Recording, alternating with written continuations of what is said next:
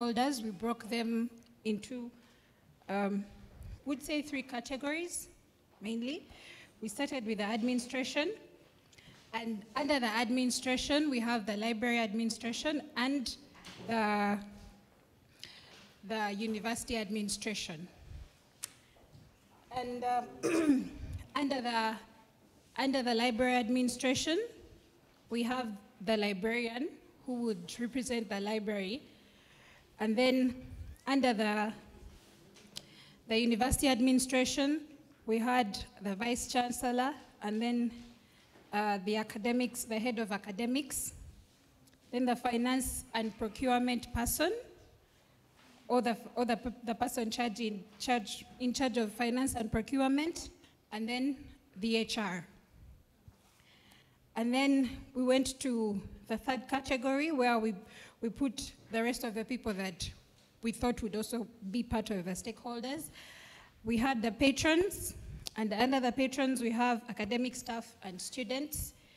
And then we also have external users as well. Then we have the ICT team, and under the ICT team, we have the systems head and his colleagues. And then we also have the library staff. Sorry. Then we have publishers, suppliers, donors, and yeah, those are the ones.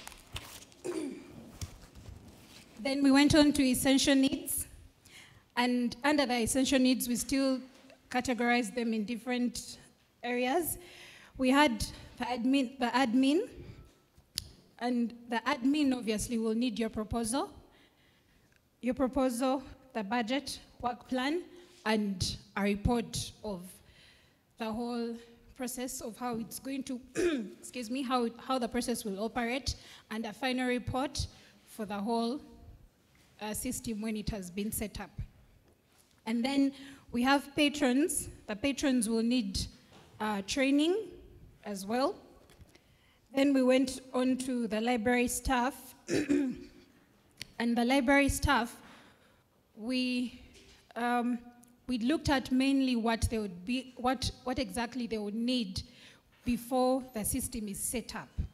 For example, they will need a system that works well with cataloging, so that they can feed in the bibliographic information of the materials they have. And then we looked at an interface that they would manipulate easily. And then we looked at an acquisition system, an acquisition module that would help them acquire different books or information materials for the library. Then the serials module that would help them manage the serials of the library. And then a patrons management module as well. And then they will also need training. Then we went on to the ICT team, their needs. We started with the system's requirements. For example, they'll need computers. They'll need computers first. They'll need to have servers. They'll have different Ethernet cables, and then they'll also need the whole compartment of a computer, that is a monitor, mouse, CPU, and then they will also need,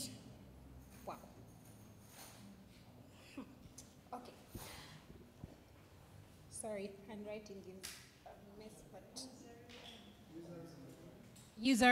the user requirements as well. They'll also need user requirements, and under the user requirements, we have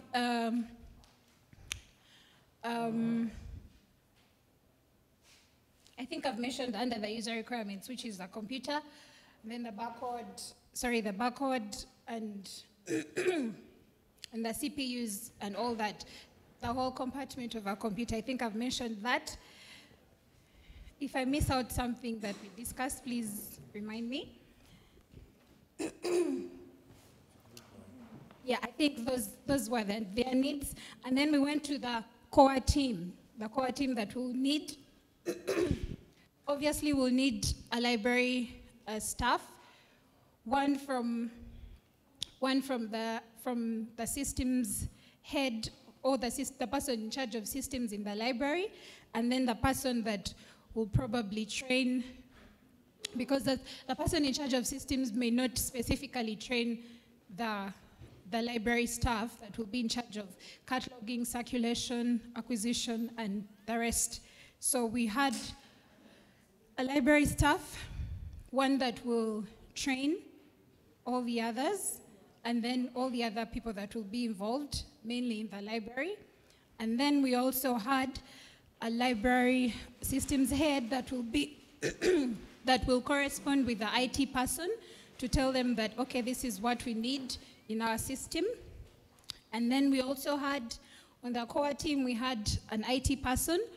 Obviously, the IT person could be the systems head or somebody that the systems head will allocate us. And then we also had someone from the finance to help us with the budgeting and everything. And then we also have a researcher, someone that is going to research about the different softwares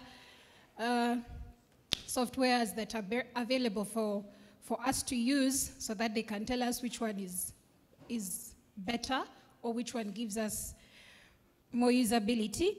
And then we also have one patrons representative, a quality assurance person, one that will give us assurance that the materials that we're going to use or the products that we're using in the whole system process, in the whole process of putting up a library system, will be safe. For example, like you had one of our colleagues say that they bought computers and the whole lab got banned. Then we also have a procurement person, one that will help us with procuring the materials. And then under the challenges, we have the cost. Under the cost, there are so many different costs. We have labor, and under labor we'll have the people that are going to work with the people that are going to do the training first, because you may not have someone in-house that knows how the system works, the system that you've chosen, so you will have to probably get someone from out to come and train you, so that is a cost as well. And then we had time, the time that it will take. That is also a challenge. Is it going to take, are you going to use a whole year to do the transformation that you'll have to run a hybrid library, or are you going to just use probably one semester and just bombard the whole system with the whole server with everything else? So you have to look at the time as well. And then we, under the challenges, there were skills, because you have to train your staff, to train the staff to learn how to run the whole system, because not everyone knows how to run the system. And then we also had the attitude. You may have different attitude to change. Some people may jump up for it. Some people will just sit back and say, okay, now this is going to be a lot of confusion for us. It's bringing in a lot of things that, thank you. It's bringing in a lot of things that we don't know, and I bet some of you have experienced that at your workplaces. And then we also had the part of electricity. You know how it is. You have fluctuations with electricity, it's on and off. And then the last one was internet. Thank you. Any questions?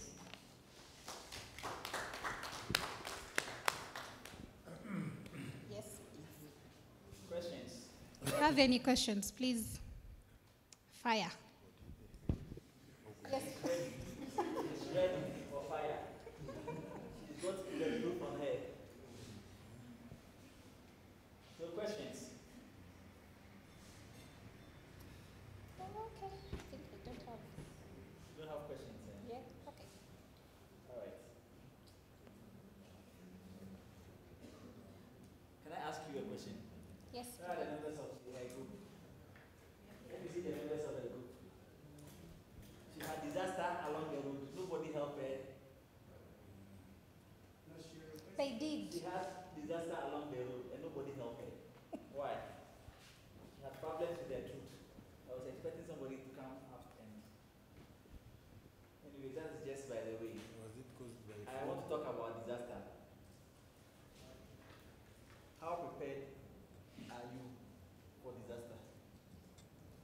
Well, we have. What about a lab burning? Okay. What about a virus attack? I think we have the IT person under the core team that will probably work with that, although we didn't really. Recent challenges. Given that we are going to use the Binance platform, there's a chance of the virus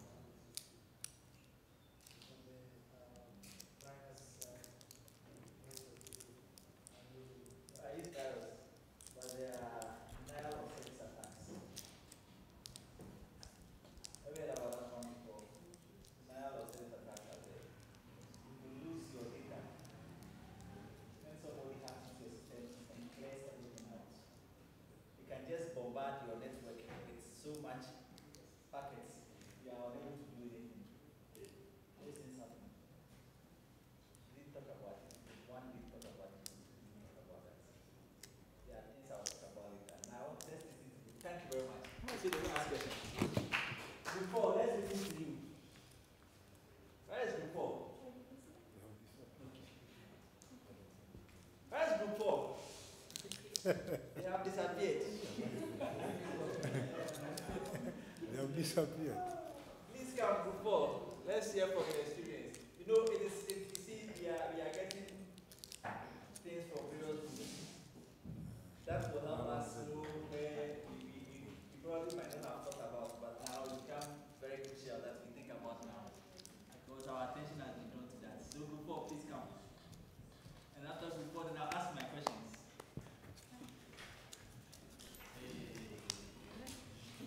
The number says that.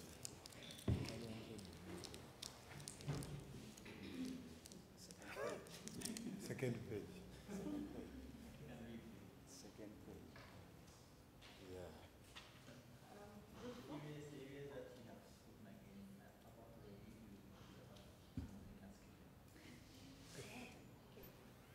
So our question one, the stakeholders, the thoughts of library staff, top management, core ICT staff, faculties and staff, students and the student leadership. We're talking about that from manual to automated, from manual to automated system. Then we basically thought of library, university libraries. That's what I talk about, student leadership. For question 2, the session needs the total. For question 1, where we talked of faculties, we thought of library staff, the people within the library, all the stuff there. Top management, that is the VC, blah blah, the BASA, the UL, all those people. Then the core ICT staff, the people who help us in the library, the IT people. Faculties and staff, the deans from the different faculties and colleges. Yes, then the students, total the student guild, the guild committee. Then for question 2, the session needs total communication and stock awareness. Like we need to communicate to the top management why we need to migrate from manual to automated. Then also we communicate to the students, because now they are the users. We communicate to them that we are going to do this, we are going to migrate, so maybe we need some time to do that, so that they are aware of it. Like for Makere, if you don't do that, you know what happens. They'll strike. Yeah, so after that, we will need to have, another need was training. After that, everything has been done, we need to train them about the new system you come up with. Then we need to have a testing environment. That is for the ICT people. Like how he said that you need to have 2 servers. So for the ICT guys, they need to have like 2 servers. That is the testing server and a live server. Those will have to be there. Then we need financial and We're on my live, so we need to hear you. okay. So we need to have financial and moral support from the management. Top management, it does the finances, but still we also need them to support us, because if they do not support our plan, it can't go on. It can, maybe in case, if we plan to do this and it fails, and top management did not support us, will be left with the blame. Because you know how things work. Or continuous use environment. That is, you need to be updated all the time. You don't just create the plan, do the plan and leave it there. You have to continue updating it. Then, live environment. That my colleague will explain more about it. Then we also have power and internet, the usual things. Software, or rather hardware. Yes. Then for question 3, who will be part of the KOHA team? We thought it should be the universe librarian first, because it's her, since the migration plan is in the library, so she should be the head of everything. Then we will have the director ICT, because we have to work hand in hand with them. Then afterwards, we will have to, these two, after their plan, they'll go to the top management and tell them about everything. Then afterwards, we'll have the student guild, since we'll have to communicate to the people that we're going to do this and this. We'll then also have the library staff, then the technical team, the IT people. For the challenges, we thought of resistance to change. You know, definitely just, like people will feel, some people, those old people would want to stay manual and yet us want to be automated. Yes. No, but okay, it's the fact. It's the fact. There are those who really want to. They call themselves the BBC. BBC. And that's we are the .com, eh? They were born before computers. Okay, then the finances. Then technology failures, power failure, internet failure, then gap in technical expertise. Here, that is, I don't want to use unskilled or semi-skilled, you know, but we need to have, like what method was, no. It was him saying, you really need to have people who are committed to that something, to the cataloging. It has to be someone who is committed. So that is the expertise we need. Someone who really knows what they are doing, not just trying. Then refusal for support. That is for the top management. Thank you. Any questions? Excellent. Questions? Thank you. Excellent.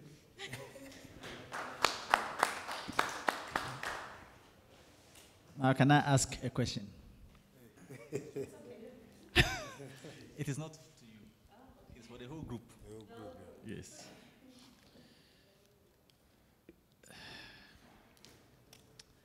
In training, you all spoke about the staff of the library. Now, let me ask, and be very truthful. Did you think about the cleaners? The cleaners of the libraries, did you think about them as Yes. part of the staff you would train? Yes, we did. Why would you train them? I would give like 2 reasons. You know, when we're in this environment, as library staff, you never know who the user is going to approach about a given service in the library. They can either approach a cleaner, they can approach a security man at the security desk, or any other person. So they need to know. They need to know about the service, the new service we're going to offer. Thank you very much. Yes.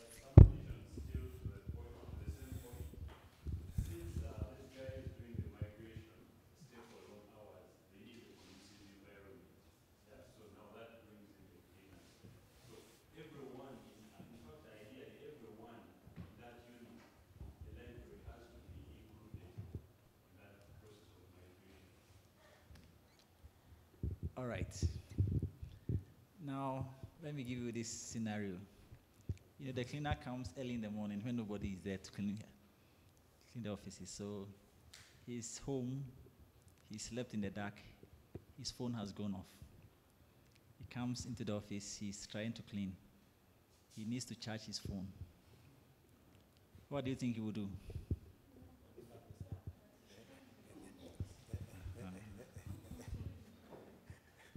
you see what will happen? Yeah, they might He will just take one of the systems off, they might tamper put with his the phone there connections. and charge his phone. They need to know. He doesn't care because he doesn't know. So what will happen to your system? It was offline until his phone is fully charged or until he's finished his job and he's going away.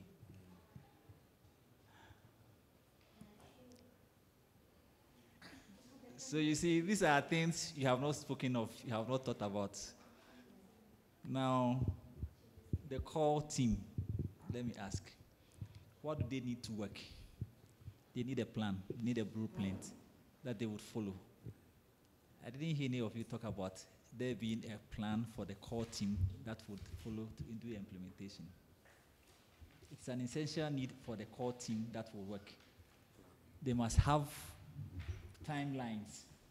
They must have baselines to achieve. But nobody spoke about that one.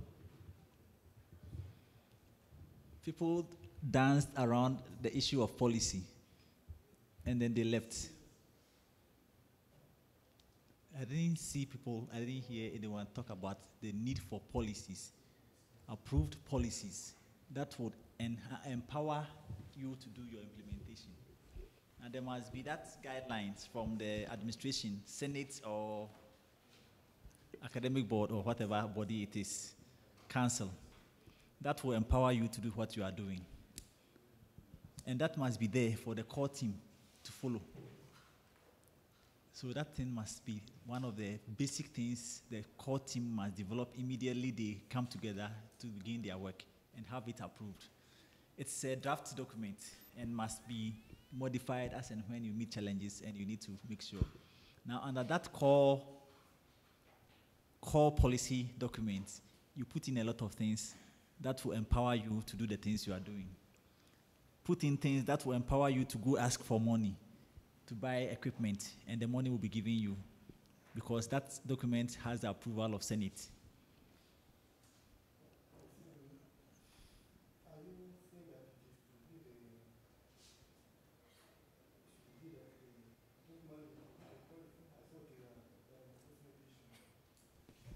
This is the core team that are going to work for the implementation of the whole project.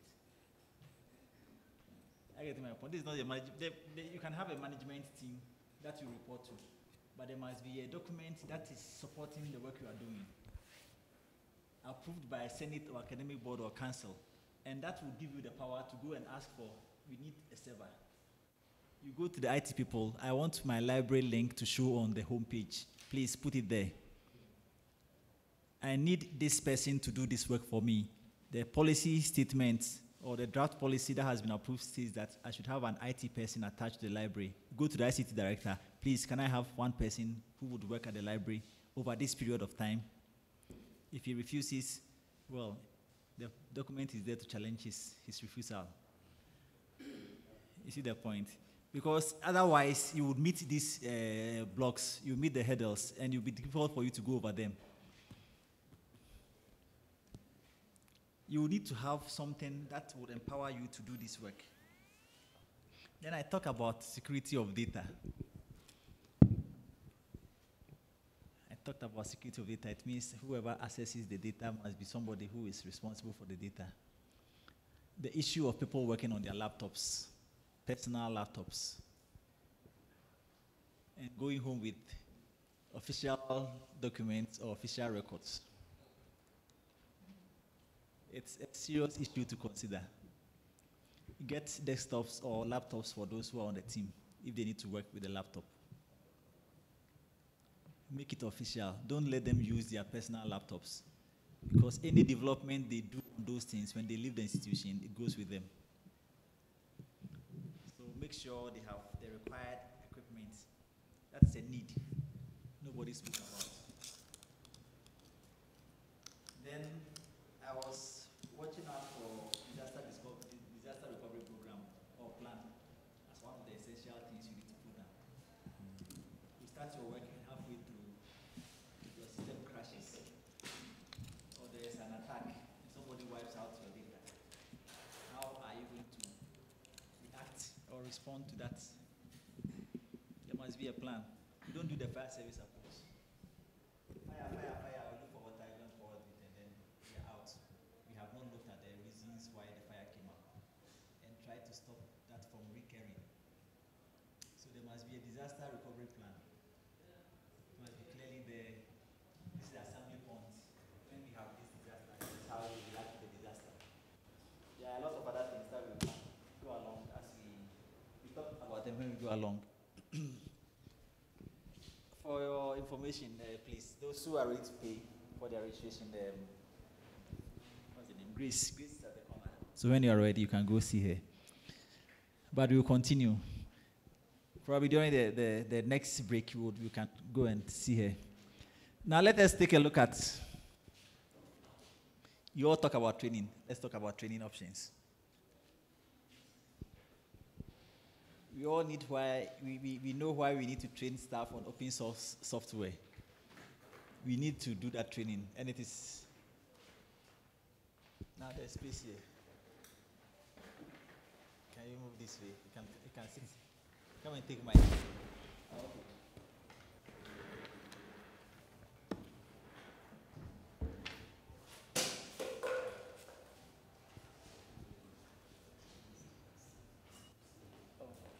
So we need a training because you know the main cause for staff anxiety is the lack of training, and that is also the base for resistance to change. Okay, the things they have been doing them for like how many years? 10 years, 20, 15 years, 20 years.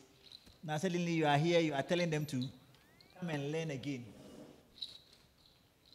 And the learning is not something they can just grasp and begin to implement. So they will resist you. Their anxiety will show through. They are resisting not because they don't like the change, but their fear of the unknown is what is causing them to resist you. So you need to train them and make them comfortable with their platforms. And that is why you need people who are good at interacting with people to do the training. Don't bring the ICT guys because they don't understand things. I'm not insulting them. Look at the attitude of the IT guys.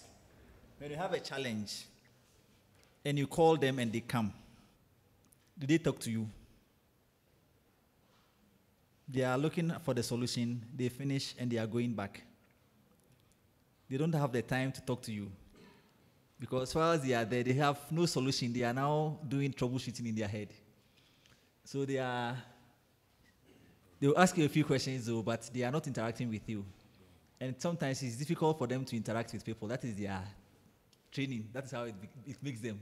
Because they are always thinking, when they are doing their programming, they are not thinking about any other thing. So sometimes you are distracting them when you even move around them. So some of the serious IT companies you go, the developers are always in the basement, and people don't go there. It is to stop them from being distracted. So they are not really good trainers sometimes because they will use jargons and they will use things, and then you are worsening the situation of those who are already anxious. So look at people who can, or if there's a good ICT trainer, let the person break down to the terms that everybody would understand and have time for them.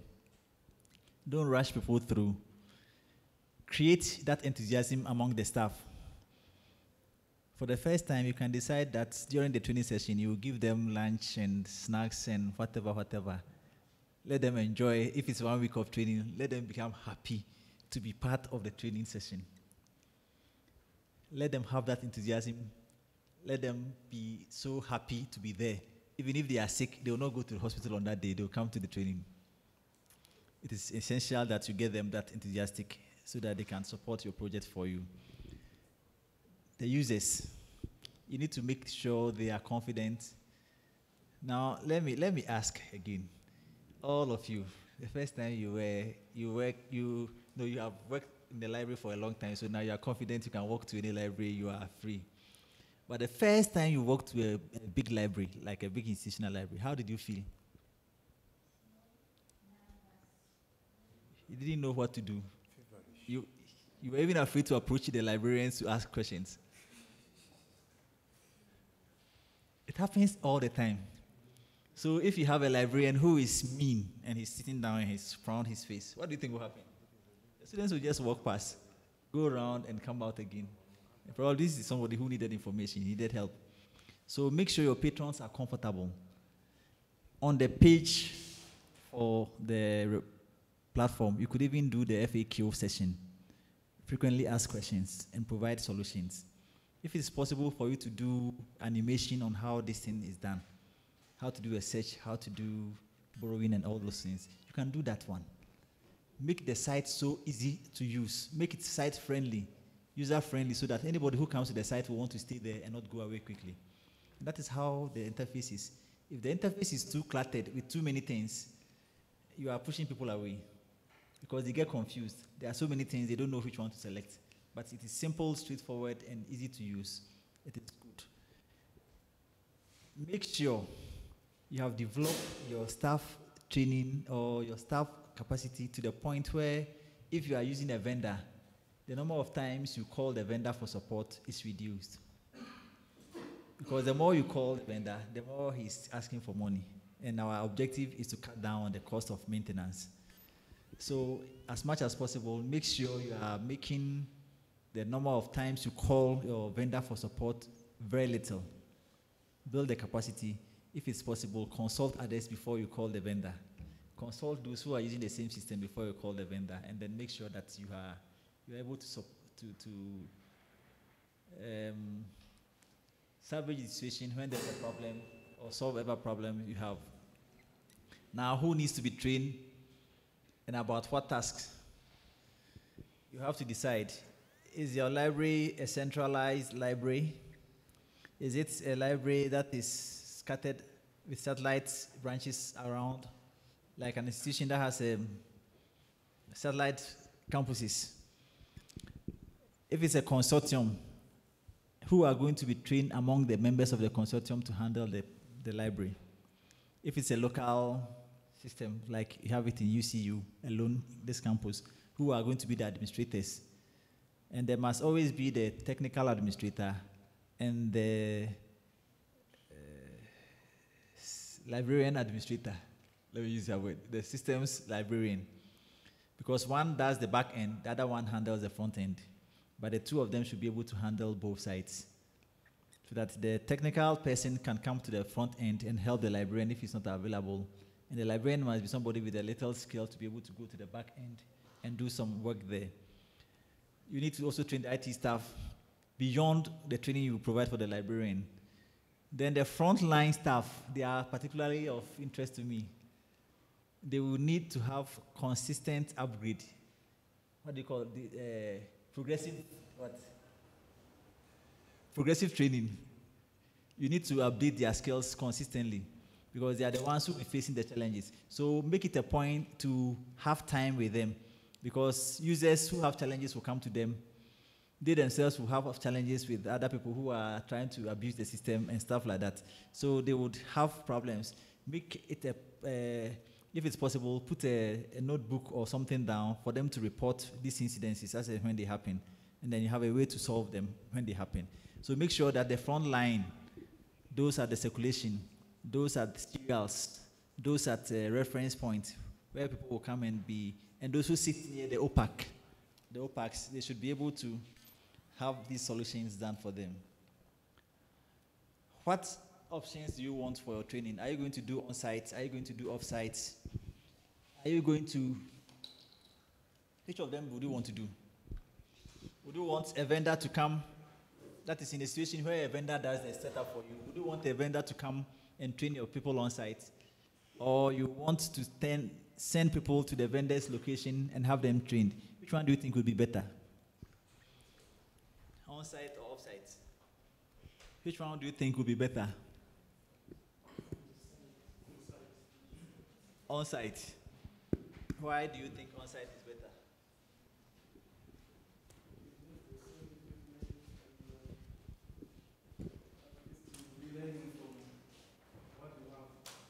It reduces costs. Okay. All right, reduces costs. Okay. That is true. But do you realize also, okay, what other things what other advantages do we have from that one? What other advantages do we have from the on-site training? Economical, yes. Okay. Then do you realize also that when you do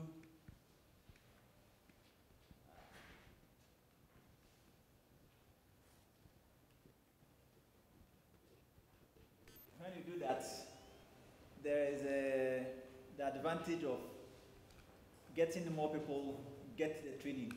So if it comes to implementation, when one person forgets something, a second person might remember, a third person might remember, a fourth person might remember. But if you take only 2 people and they come back, their knowledge base is limited. They will not remember everything. But if the person does it on site, definitely will not leave him with 2 people, not with 3 people. Sometimes you might leave him with the entire team of about 10. So the knowledge base for the 10 is always improved, is higher than that of the 2 who would go away and come back. And it's always more cost effective. Or you can also do the trainer of trainers, depending on what's like we are doing now. You can do that, and then when you go back, you would need to do some training. Then there are ways or things you need to do with training materials from the community. I talked about documentation. I'll talk about it again. With KOHA, there are a lot of materials online that you can use to prepare how you operate your KOHA. So make sure you have a simple one for both users, that is us in the patrons coming into the library to use your system, and then one for your own staff who will work as managers of the platform. You can do a combination of both. It all depends on how your resources are. And then finally, you must provide your training as close as possible to the time of implementation. The training to use the system. Don't start by training the people and then you are now going to start with your setup. People do that. I have the training, it's fresh in my head. Let me just do my training and wait for the implementation to be done. And so immediately they go back, they are organizing the training workshop, they are training people. By the time the setup is done, how many people remember the things you taught them? People are thinking about their children's school fees and they are thinking about putting food on the table. And you provide me training 3 months ahead of your implementation. By the time I get there, you ask me to click, I don't even know where to click. So as much as possible, make sure the training is as close as possible to the time when you are rolling out your project. That way people will have, otherwise then do the other option that we talked about. Have a sandbox in place. Have a trial or test server set up, and then they can continue to practice, which is even the better option. Because after then, people will be more experienced with what they do. Now you need to prepare for data migration. This is something that is very, very crucial. We talked about data management. We talked about capturing data. Now for whichever platform we are from, whether we are migrating from manual to electronic or from electronic one platform to another, this is a very key, very important point. So let me repeat myself here several times over. Clean your data. Please clean your data. And I mean read and clean your data. Catalog cards, all records that are not existing. The cards are there, the books are not there. Those you have withdrawn, you have not indicated on the card that you have been withdrawn. Those that are lost, but their cards are still there. All these ones, clean up. Perhaps this might be a very good time for you to do stock taking. And make sure your records are correct. Because earlier in the day, I said that people charge about 15 cents to migrate one card. So if you do a cleanup, you realize that if all along you have been reporting I have 500,000 books, you might realize that you have just about 200. But you have paid somebody to do migration of useless records, non-existent books or items. I spoke about my institution earlier on, and I said that we did about 350. All along, if you looked at our annual reports, we were reporting about 700 to 1 million records. That the library stocked this much number of books and electronic articles. When we did the work and we finally finished, it was about 350. So we have over-exaggerated the records that we were giving. And so if we were going to give that to a vendor, the vendor was going to charge us this much for doing migration. Meanwhile, he would have done a third of the amount that we were quoting. So please, clean up your records. Clean up all the catalog cards that are not there, those that are duplicated, the non-existent records, those that are lost, those that have been withdrawn. Please clean up before you do data migration. Whether it is fresh migration or from one platform to the other, please clean up. Check your Patreon records and make sure you have cleaned them up as well. Make sure you have the proper reflection of items that have been checked out. Fines and fees. If it is possible, I would recommend that scrap all fines. Give a fine amnesty and leave it out.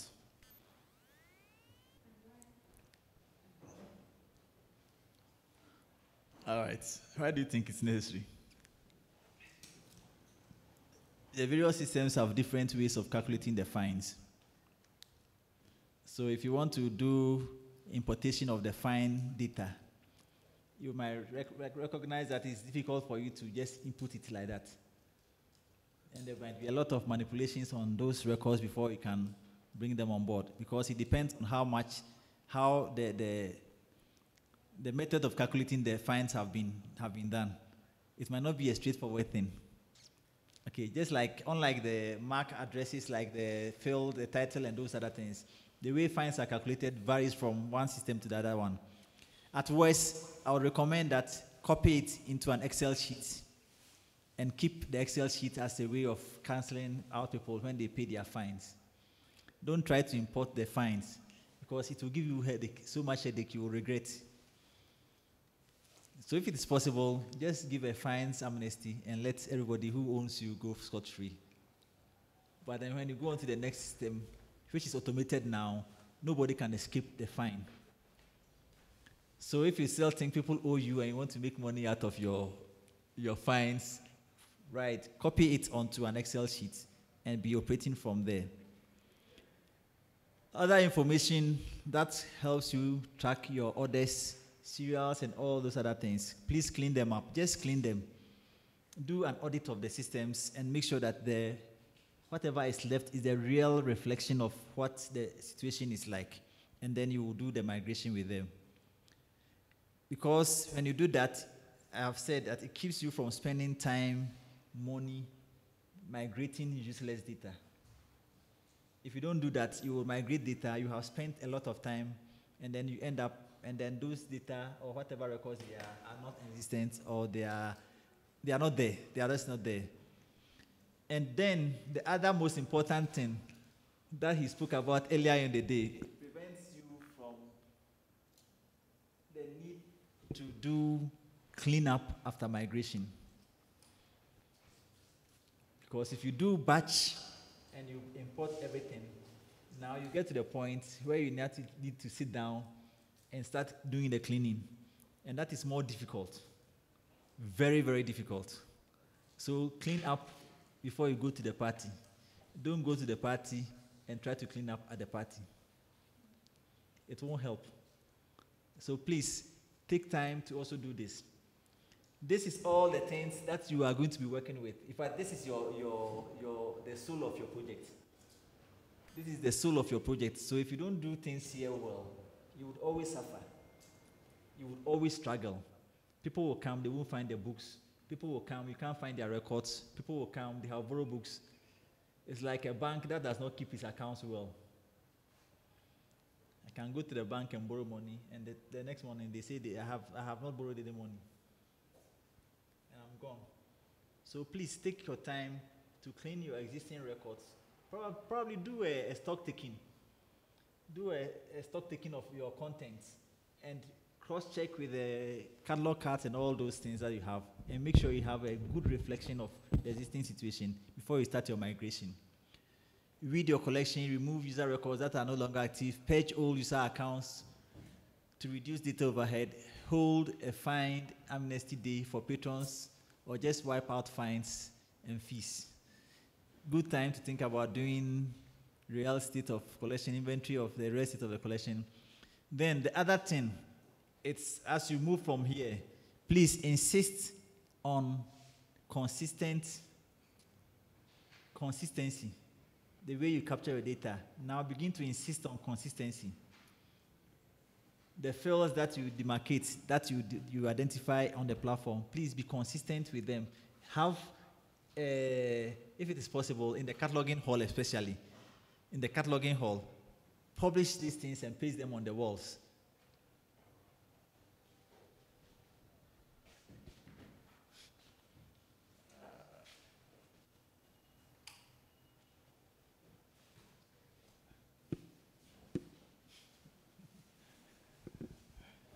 And put them on the walls so that people will be able to know how to classify. They are the catalogers, you know what you do with the articles, for instance. How do you write there when you are putting the title? Do you take it off? Do you write it? Those who have macadam, the mark, how do you spell it? Is it MAC or the MC? Those things, simple things, so that there's a consistency in the way one person, his name would appear here, and his name is written as a macadam and it's MAC. The next time his name is macadam and it's just MC. Those things must not happen. It must not happen. So be consistent with knowing how you classify your fields and how you capture them. And that consistency must now go through. So just put them there. Some of these things, just put them, print and put around the rooms, the cataloging hall especially. It helps people. Because every time they lift their head, they see it. And it reminds them that they need to have some consistency in the way things are done. Now you need to, these things you do them manually, you do them hands-on. In creating your platform, you need to list these things. You need to know the type of, so like if you have a university like ECU that have satellite libraries, and you want to keep all your records on one platform, but you want to identify what each library has, you need to create a list of the libraries. You need to create them here. So some of these things, do them on paper, but you transfer them into the system. Know your libraries and the information that you want to use to code them. So library here is main library, ML for instance. Then a library at, which place? Kampala for ECU.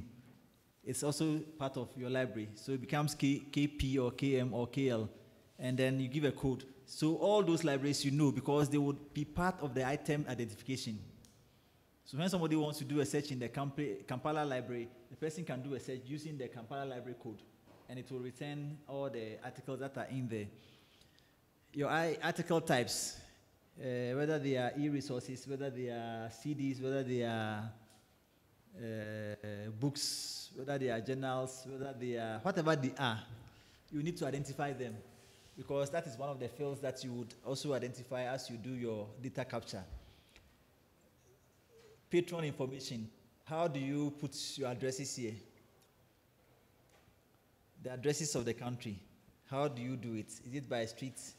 Somebody was referring Malawi to me, where they say you do areas, area 10, area 20. That is how you do your surveys. In Malawi, you do area 1, area 2. The person says, I stay in area 10. Yes. Good. But here in Uganda, you don't do that. That's not how you name your locality. You name them by name. You have names for the suburbs. Yeah. So for you, you would have to define your patron categories because one of the fields will be where they are coming from. You see, so yours will be different from what would happen here. So you need to define the addressing system. But then what about somebody who comes from Malawi to Uganda? What happens to him? How do you capture his address? You see, so you need to find a way of making sure it's not only your fields. There are multiple fields you can add, other fields that you can add that will take care of some of these variety. Authorized values, you know them. The catalogers who are here. What do you call them? The fields that are having mark. How do you normally call them?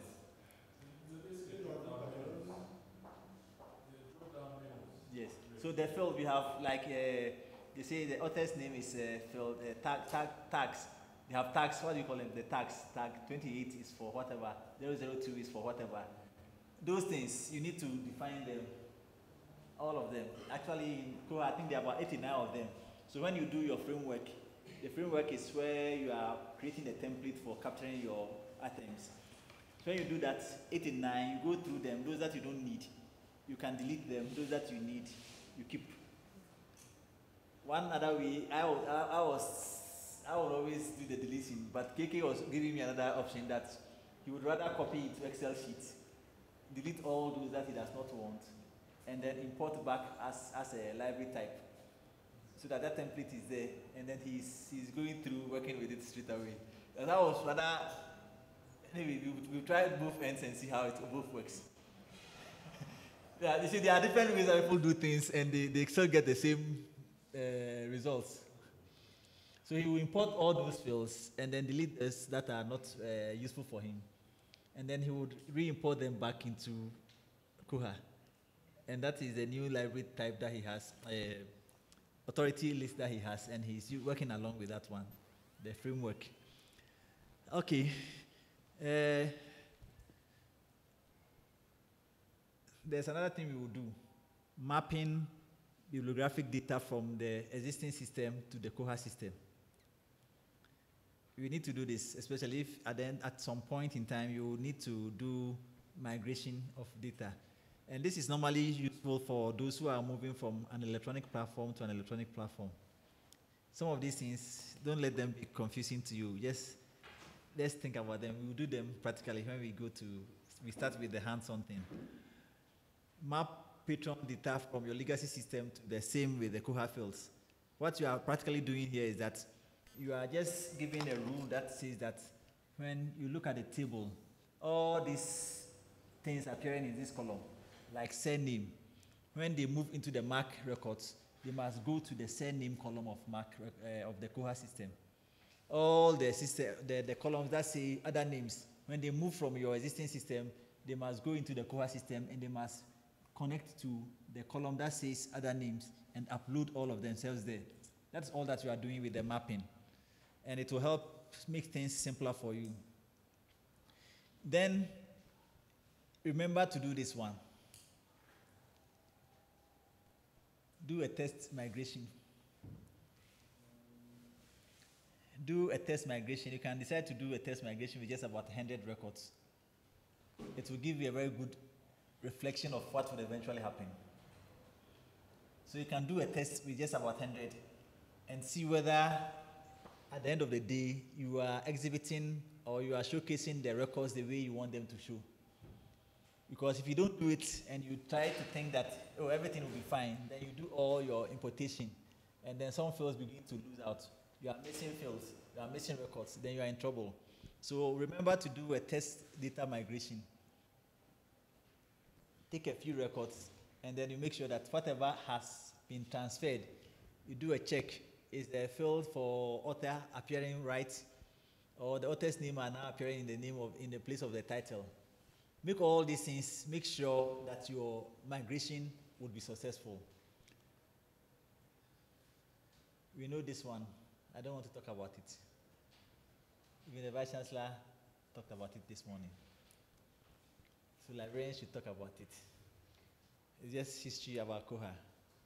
Some of the useful things that KOHA can have for us.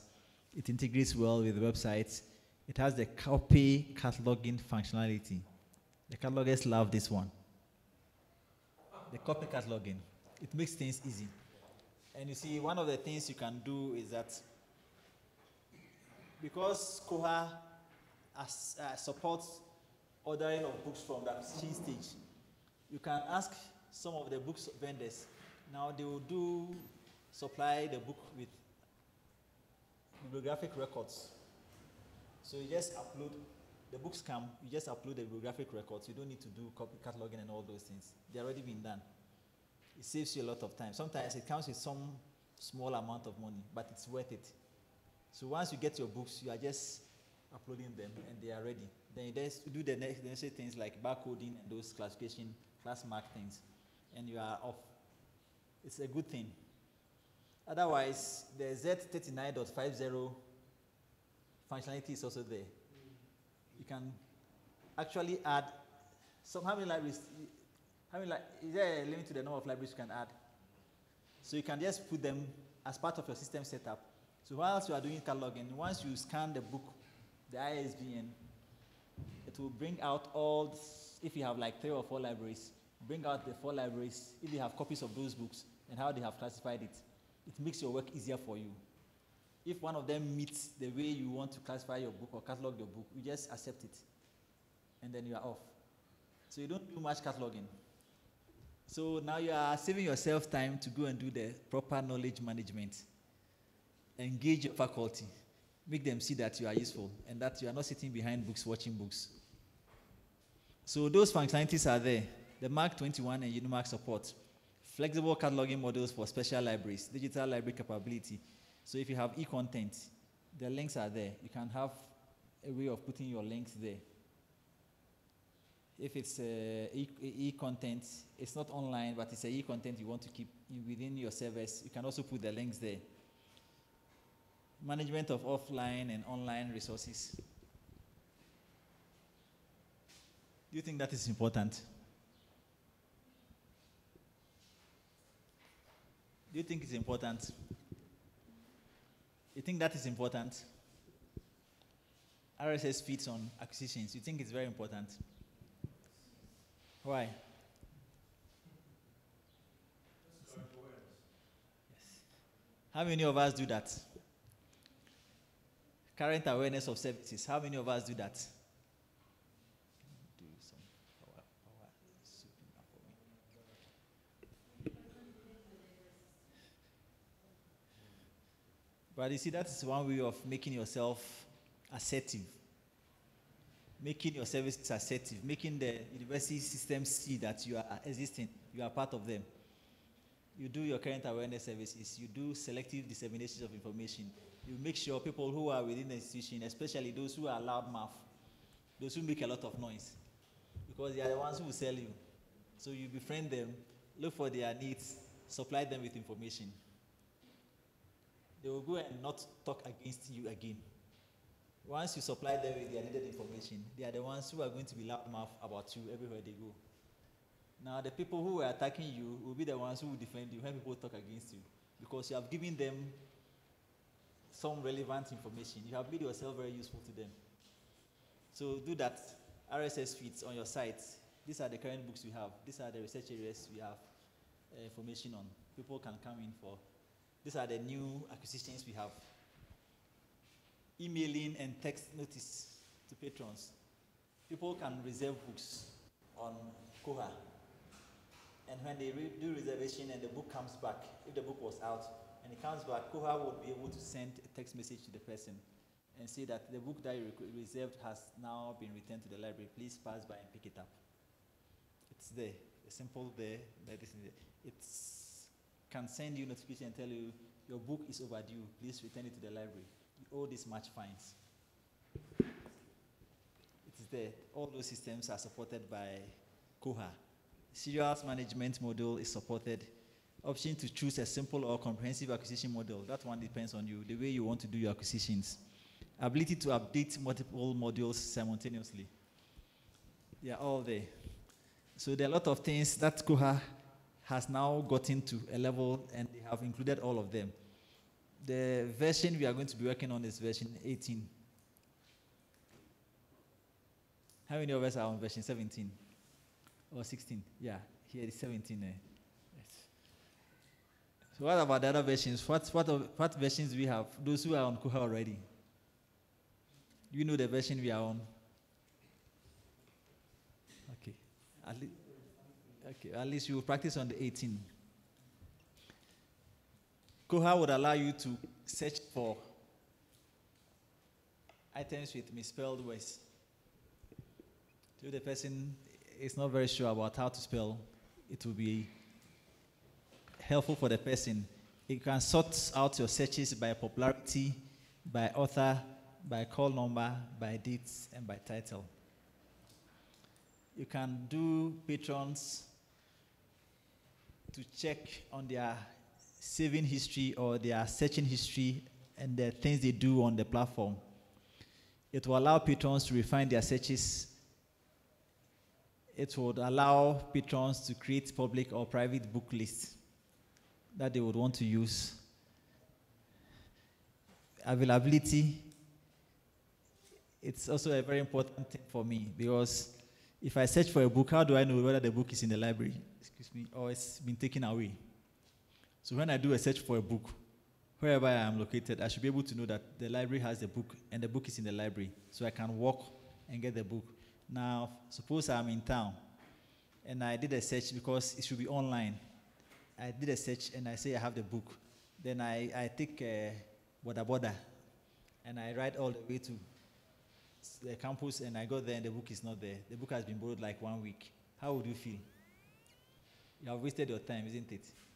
So the list, when you do a search, should tell you whether the book is available or not. And KOHA would allow you to see that one. It tells you this book is available, it's on hold, it's a reserved book you cannot borrow.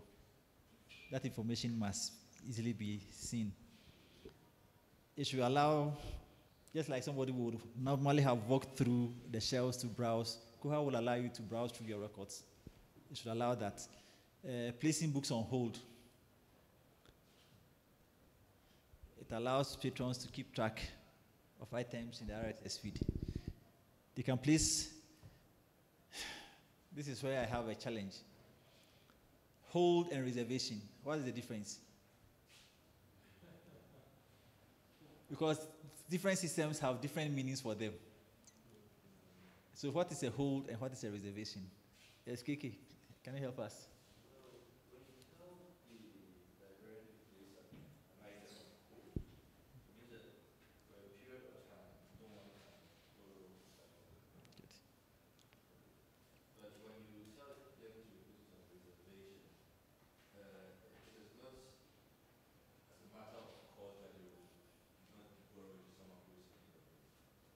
Mm-hmm.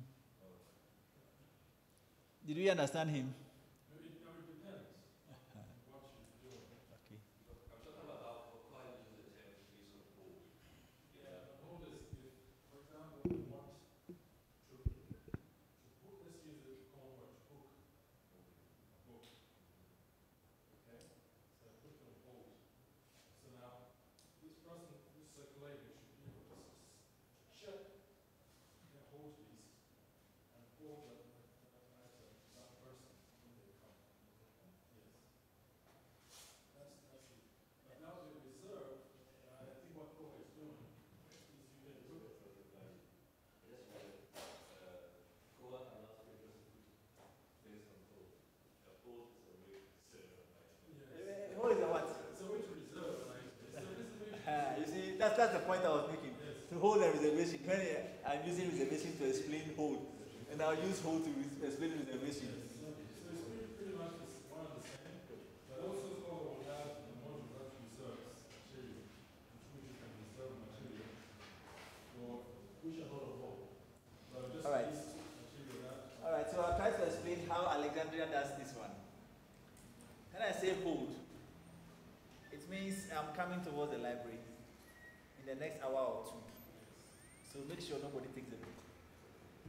So the system even does not permit anybody to try to borrow the book until the person who does the holding comes there. Within 2 hours, if I'm not there, you can set the time limit anyway. System clears, and somebody else can take the book. Now, when I say reserve, I'm not coming for the book now, but I'm giving a future date.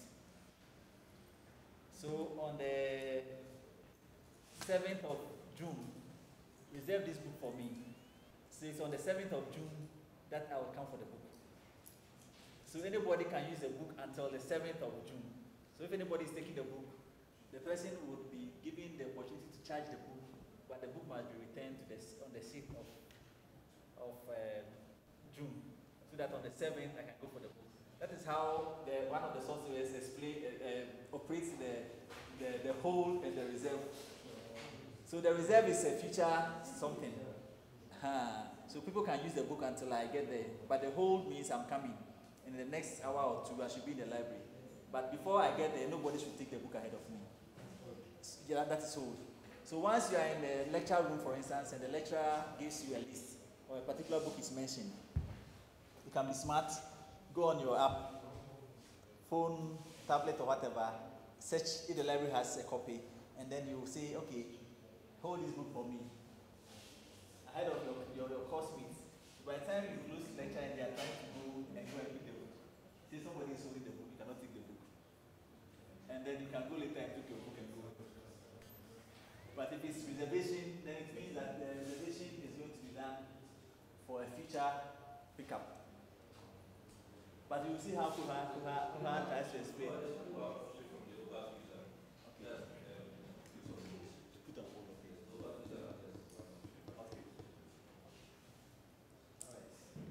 So that is that for KOHA. Server installation. This one, the IT guys. Yeah, here. Desktop server virtual image 1 gig RAM, Linux operating system, software skills, Apache MQL, Perl, SQL. I didn't need this one.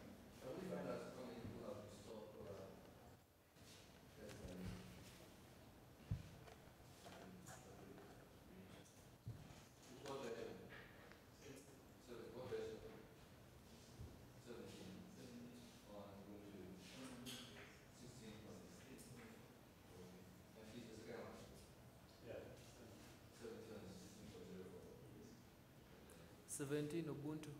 16.04. Yeah, 16. 18.04. Ubuntu 18.04. KOHA 18.05.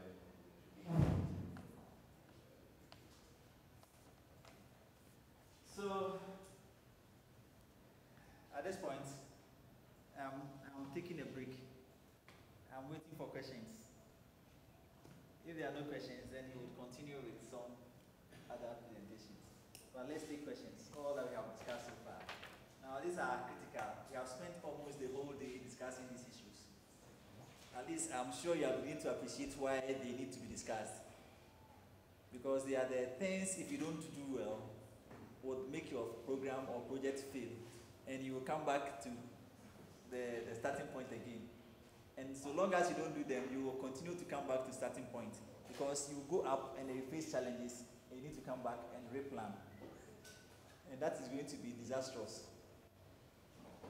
You know, whenever you are the IT guys, when you are getting a database, sometimes that's Africa. That is a true reflection of Africa. Otherwise, we won't be called Africans. No, it isn't. That's not Africa.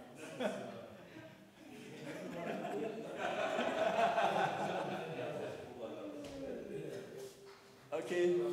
Now, if you are creating a database, okay, and you have not thought through, and so you created the fields that you thought were necessary, and then you left out one particular field.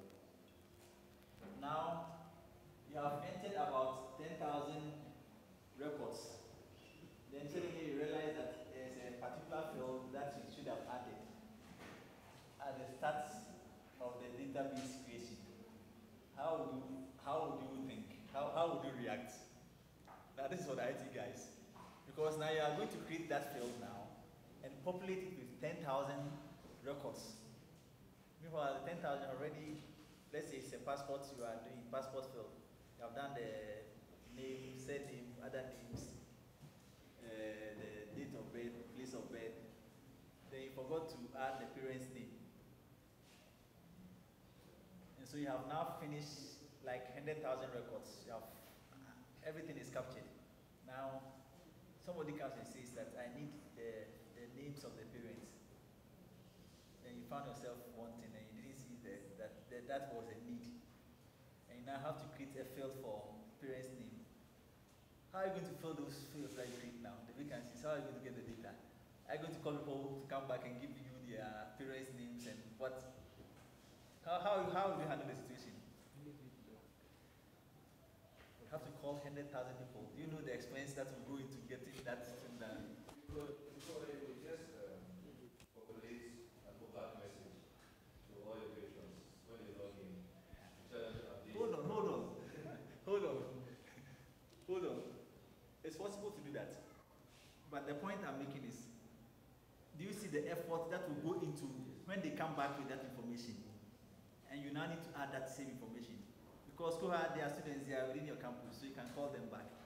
But when they come back with that information, now you need to capture them again and go into every record and add that data. You see how much work you have given yourself. That is why it is essentially very, very important that this thing that we have spent almost the whole day to discuss, you sit down and go through it and do it over and over again. Make sure you are capturing every little detail that needs to be captured. Otherwise, you get to the end when you have 50,000 records, you have 100,000 records, you have about 200,000 records, and then you realize that one field was not captured well. And in database management, there's something they call normalization. Normalization, it's a way of breaking down every field such that you can have it independently sorted out. So instead of having the full name, just a name, just a field says name, I rather want you to have a field that's surname, first name, and if possible, middle names. So I can search for people by their first name, I can search for people by their surname or other names. But if you do a blanket thing and say just names, you do all that, it gets to the point where you now need to get somebody who is called Kwaku, and you are trying to get a Kwaku alone to bring out everybody who is called Kwaku, and it's not coming out because you did not normalize your tables. So these simple things, there are things you need to look at. Don't overlook anything as insignificant. Don't overlook anything as insignificant. There are things that are really crucial that you think about and make sure that they are implemented. So questions? For me, okay, yes, please. Yes, thank you for the presentation. Data cleaning. How you were saying data cleaning. We're not here.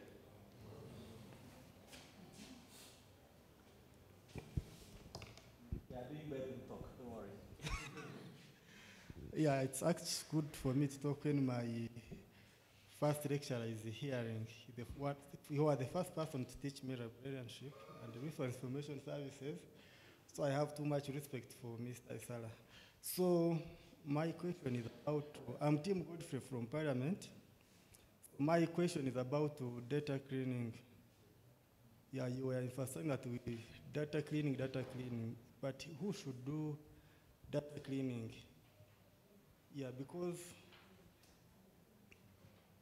I wouldn't say that I have cataloged, then I should be the one to do data cleaning. It's like you cannot edit your own book. Somebody else should do what? Should edit for you. So who should do data cleaning? Even I have done something with you, but I see after they have collected data, after they have data entry, somebody else will interface with that whole process will do data cleaning. So, but like in the case of us, the moment you enter, you make an entry. So in the case maybe it is not right, I think in the case it is not right, the whole blame will come on you. But I feel there should be maybe somebody else to do data cleaning. Thank you. All right. Thank you very much. So what's your view on his suggestion? You know, it is interesting because if you ask again, when we say debugging in IT, the IT guys will tell you, when they do the coding and they want to do debugging, sometimes there's a comma there and they are seeing a full stop. And that is the problem. Several times you go over the same point. You are trying to see what is happening and the program is not responding. It should be a comma and it's a full stop, but you are still seeing a comma. You go over the same spots, it's a comma, it's a full stop. Meanwhile, you are looking at it as a comma, so you are not seeing it as a delimiter, which is causing you the problem. Then you need to call a friend to come and look at it. The friend comes within seconds, he's seen it. Now he's saying that he's the person who has captured his own data. And we are saying he should clean the data. He thinks what he has done is right. So why should he do it again? So is he the one to do the cleaning of the data, or somebody else who come and do the cleaning of the data for the person, for the library? Well, my name is Liz Tate from Makerere University, and I have been working as the systems librarian since 2002. So the situation in my library is like I'm in charge of the library system, at the same time in charge of cataloging. So when everybody else has done their work, it's my task to see that everything is what? Is done correctly. But remember, this is one brain doing all this work, okay? So I think it can be contextualized. It's very difficult in a library where you are two people and you think you're going to get an external person, maybe from outside the library, to look at your work. So I think it's library per library, how you're going to do it. Right now, we are in the process of cleaning our data. And in my section, I have 2 other people I'm working with. So what I do, I get the reports of all the error reports that I could have, and then I give them out. But again, I do the sampling of what they have done to look at actually how it's done. You find that even them, who I think are better than the rest, there are still errors. And I'm not saying that what I do is actually also 100%. Okay? But remember, some of these things we are talking about here are ideal situations. And some of the things have a time limit. While I want a very perfect work, like catalogers, you know, we work according to standard. And those I've worked with know. Mark format is mark format. That's how I want it. So if we are going to do things like that, then we are going to have so many unfinished business at the end of the day because we want quality. So I think you need to find your level in your library, how it should work. Otherwise, the very perfect situations may not work in a library like mine, where I have only 2 people, and you are looking at maybe 500,000 records. Okay? And then that's not the only work you do. Okay? Now I'm here, and life must go on elsewhere. So I think we need to find our level somewhere and contextualize these things and find what works for us.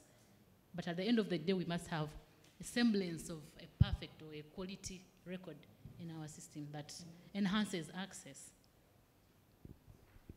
Thank you very much. Thank you. What Lee says is correct. You can't do it all. And even here, we have the same problem. You don't have time to actually clean up every record that has been entered.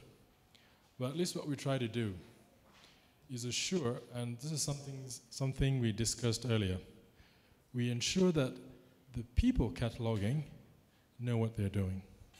It's very important. So we've additionally created a template that they have, and we insist that they have it by their side. So every time you catalog, we encourage you to double check for accuracy, to ensure the titles are right, you've done the right syntax for the ACR2 or whatever standard you're using. At least here we still follow the ACR2. And you've entered every single tag or field that we know is a standard for us.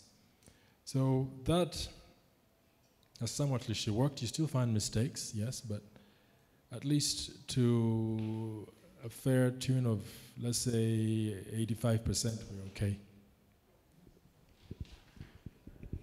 Thank you.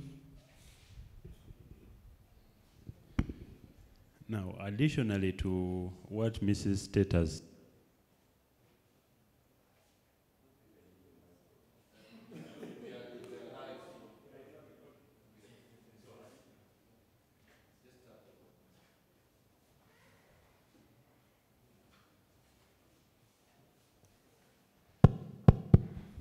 So additionally to what Mrs. Tate has said, in a case where you seek, for example, you come to the technical side and you seek for support, yeah?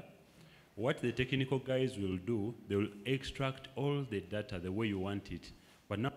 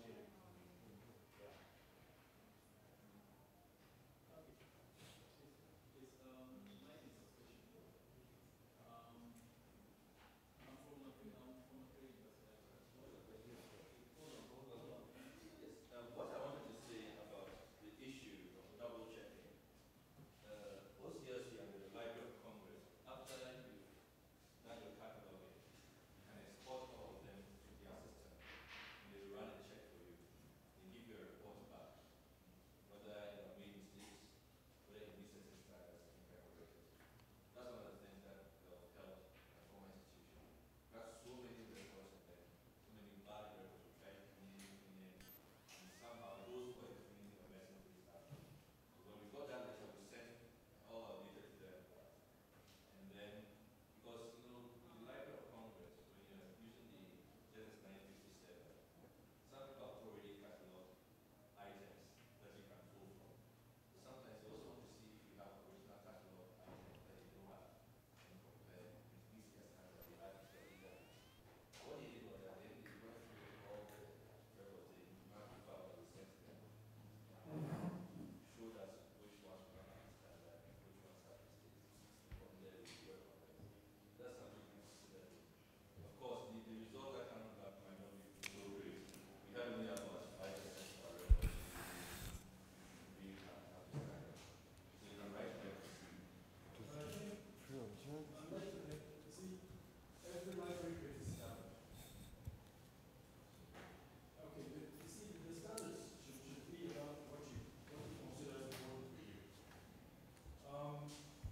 Let's first talk about the library standards. There's the mark. That's a standard. That's not what I'm talking about. No, that's not what I'm talking about. That's already a standard because you use that as a people. Then you have the content standards, ACR2, the RDAs, and so on. Those are content standards, and you use those as well. But then the standards I'm talking about the library is what you decide as important among the standards. For example, if the mark standard, the structure, the content, the skeleton, that you feel with the content. You don't feel in every field. Yeah, so that's what I'm talking about. There are things that you decide to feel in. And then the rest is about how you feel them. And that's where the content standards come in. Okay, so fundamentally, every library will set up, because for me, when I import a document from Library of Congress, there's too much that is useless for me. So I have to edit it. So the in-house practices. Yes, that's what I'm talking about. So fundamentally, that's what, so when you send it to the other side, so what standard are you measuring? So standard they're going to recognize many things. So this is what I was talking about. Entering the data wrongly. Okay. See, So the for example, content, so we're talking about content. yes, how we enter the data. Usually the problem with us how to clean up because someone entered something wrong and you want to correct it. Right. Okay. So it's not really, because even what you consider important, we will deal with the mark framework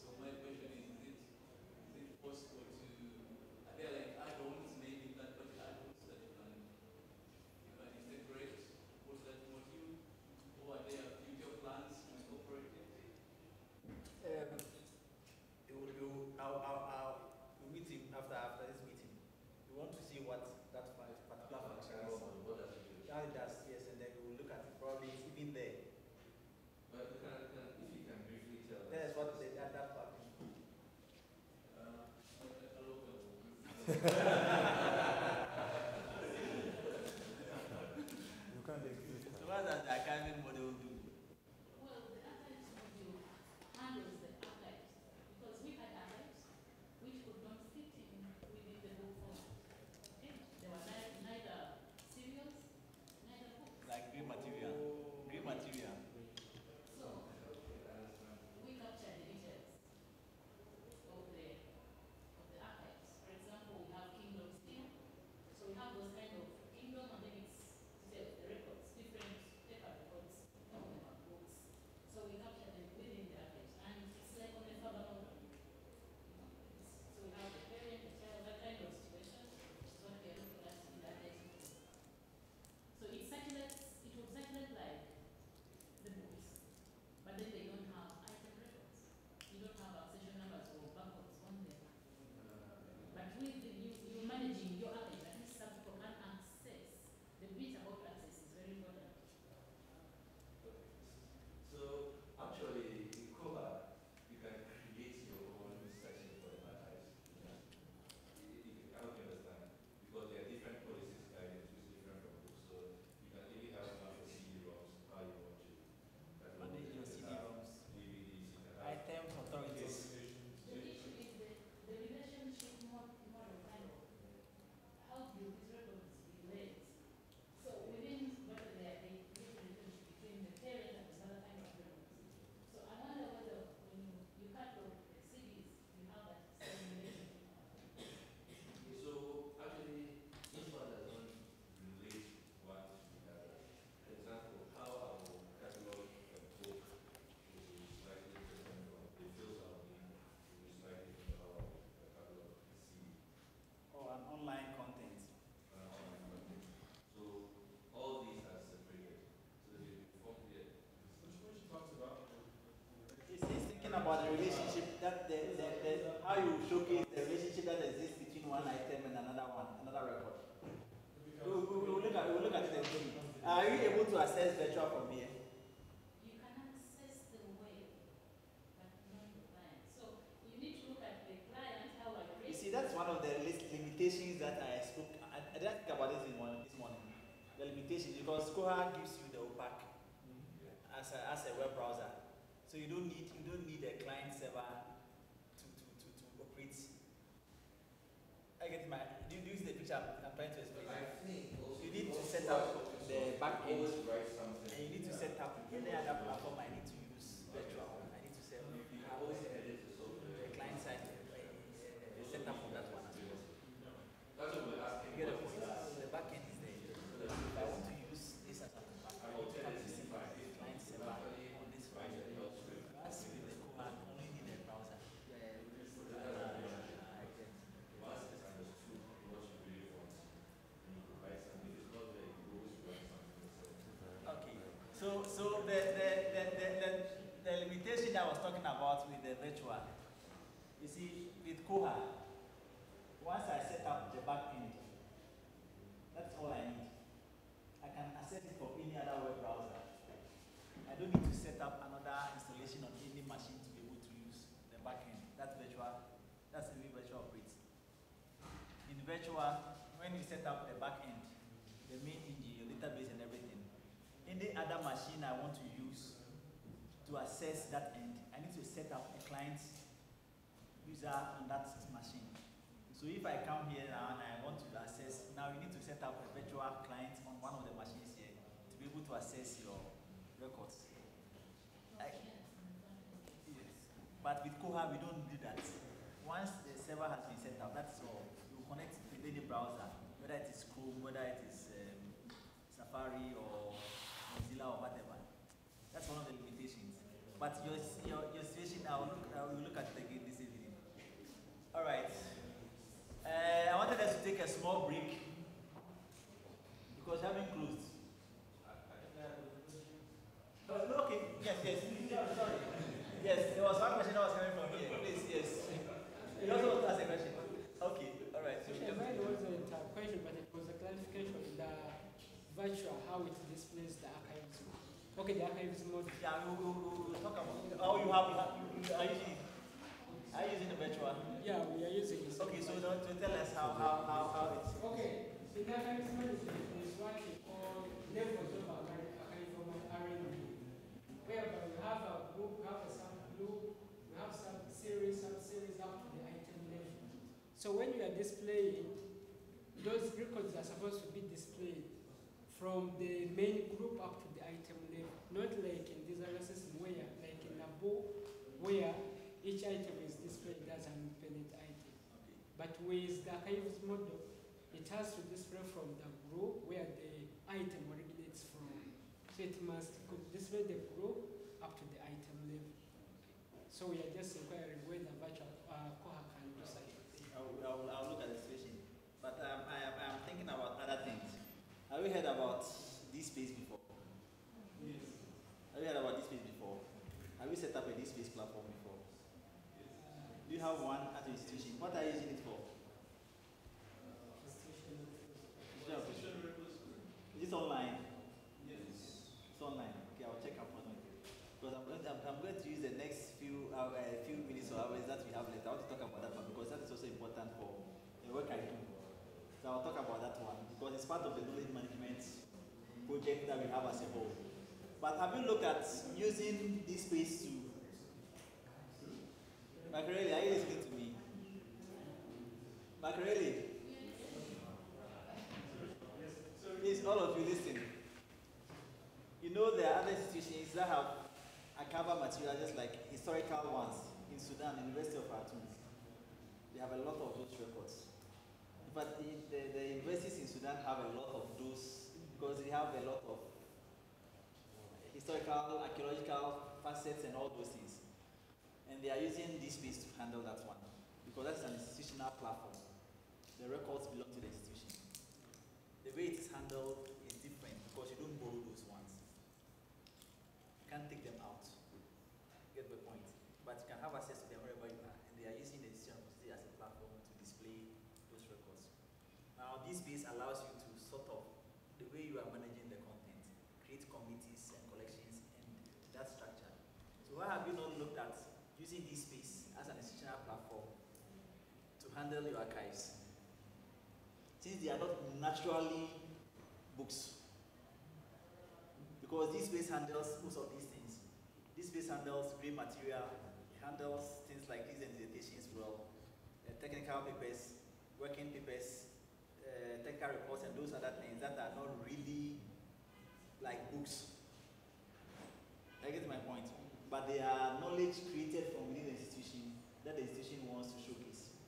And that brings you extra, I'll call it backlinks again.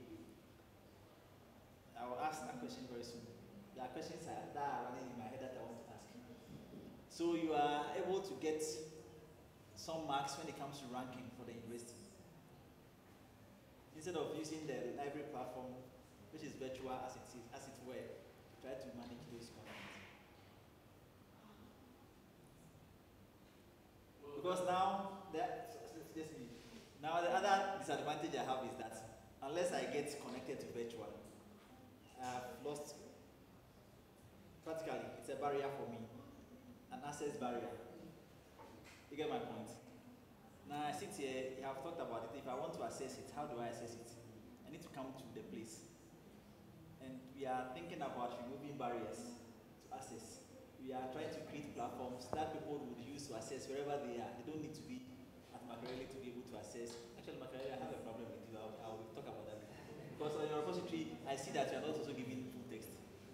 I've tried to access and to sort of harvest onto the data platform. And anytime I do a check, you don't have full text. So I have issues. We'll talk about those issues.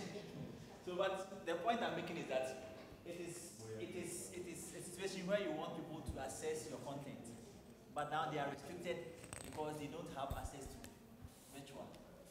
But on the repository, if you put it on the DSpace, it is available, it is open for other people. You don't need to be there. So the geographical location thing does not become a barrier for them to access the content. And it might be a very good way of getting more backlinks into your institution. You get my point? So probably you might have to reconsider that one. Let's see. And And then the other question I was going to ask, and I'll ask, and then I'll come to you for a question.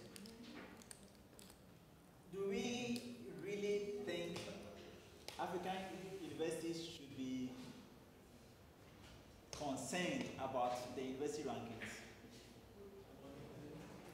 The university rankings. Should we be concerned about the university rankings?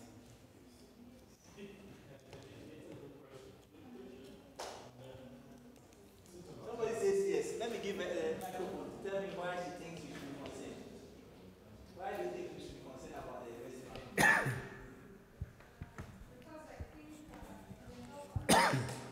Excuse me.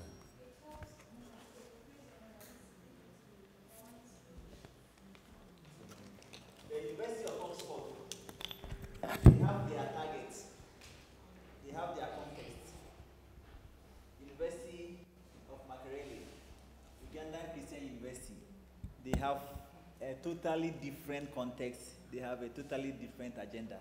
Why should the two be ranked on the same platform?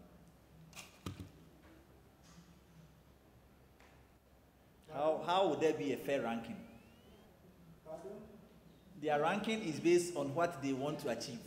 They have their context, they have their targets. We have our African universities, we have our different contexts, we have our own targets. And they are using their credential or their criteria to rate us.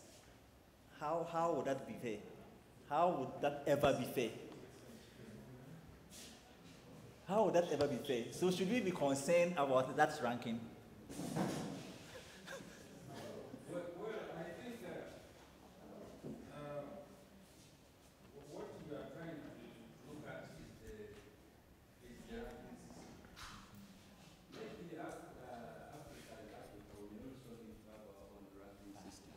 But a university is supposed to be universal, and that's why they rank us at this using the same tool. So I agree with you that the university is a university, but they have different challenges for their development. Exactly. And they are tuning their whole educational system to meet that challenge. We have our different challenges. Unfortunately for us, our leaders are so disorganized. That's a very kind word. These are a little more. See, we have this slavish mentality that we are so tuned into doing things that are not benefiting the economy. And yet we want to go along that line. You see, for instance, I keep saying that librarians are major changes. I keep saying this thing all the time. KOHA development, it is librarians who have virtually pushed. Open access movement is virtually librarians driving that. You look at this space also, it's still repositories, it's librarians. And we are sitting down as librarians, and the faculty and whatever, people who have no knowledge about managing knowledge. They have no knowledge about managing knowledge. They are pushing other agenda, and they are saying that publishing high impact journals. And we sit down and we support them. We say, yes, publish. And I do malaria research and I go and publish in Taylor and Francis. I publish in the World of Science. In the UK, how many malaria disease cases do they have there? And we are happy, we are supporting them. And they say that if you don't do that, you don't get marks, you don't get promotion, and people are doing that and they are scrambling and fighting to just get there and publish there. Meanwhile, the people that we did the research on that will need that information. What happens to them? And librarians are quiet. They are happy. They are supposed to be managing knowledge. And they are quiet.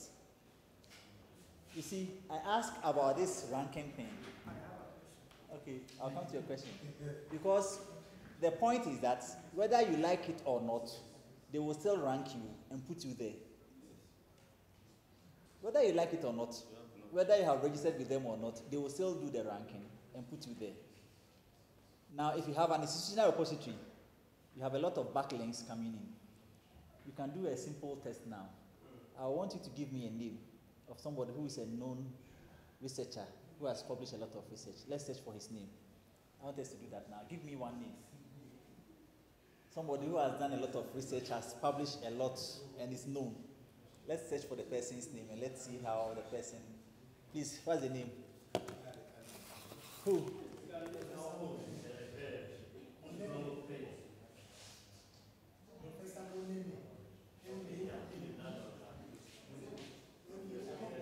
hope my system will be online. I hope my system will be online. Let me see. Okay, it's online.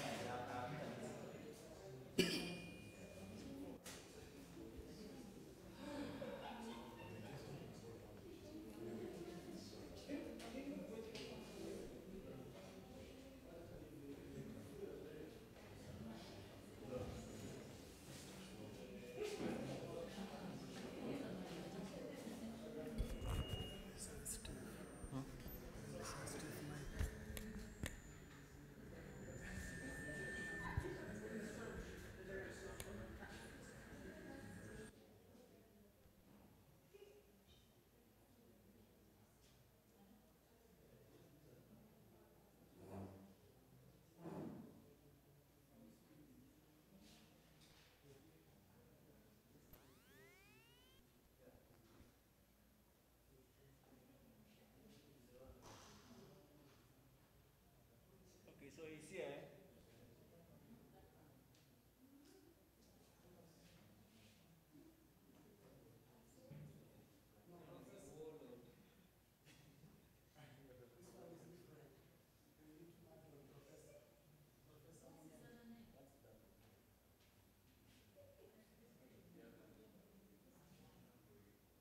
What's his first name?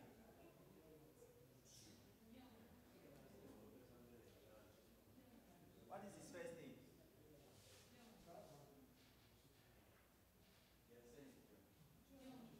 Okay, so he's here. Okay, so he's here.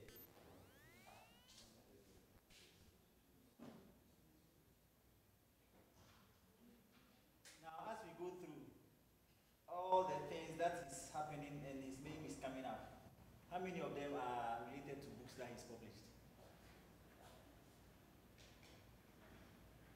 How many of them is related to a book or a research that he has published? Do we see any of his publications here? So how do we know him? You see the point I'm making? How many of his works are here? He's the director, director programs, whatever that. Substituting students for whatever. His profile. Where do we get a record of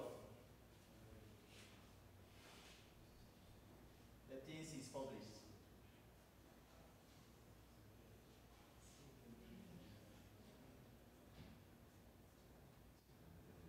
His profile. Where?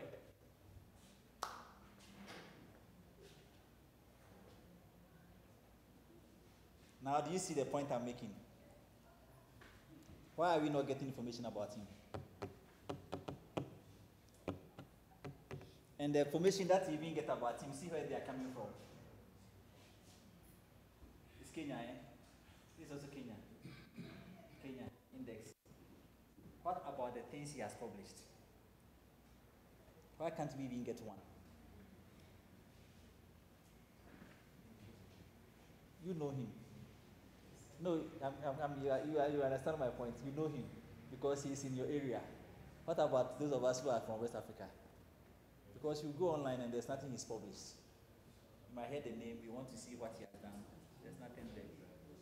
So you see, we are helping kill our own initiatives, our own research. Now that leads me to the next point that I said I was going to spend the rest of the evening to talk about. The institutional repository. Hello? The institutional repository. This is leading me to, that's another project I talked about in the morning. They call it DATA, Database of African Theses and Dissertations. And now we are including research also. It used to be just for the theses and dissertations for masters and PhD holders. But now we are including research. I said that whether we like it or not, the ranking institutions, they will rank our institutions.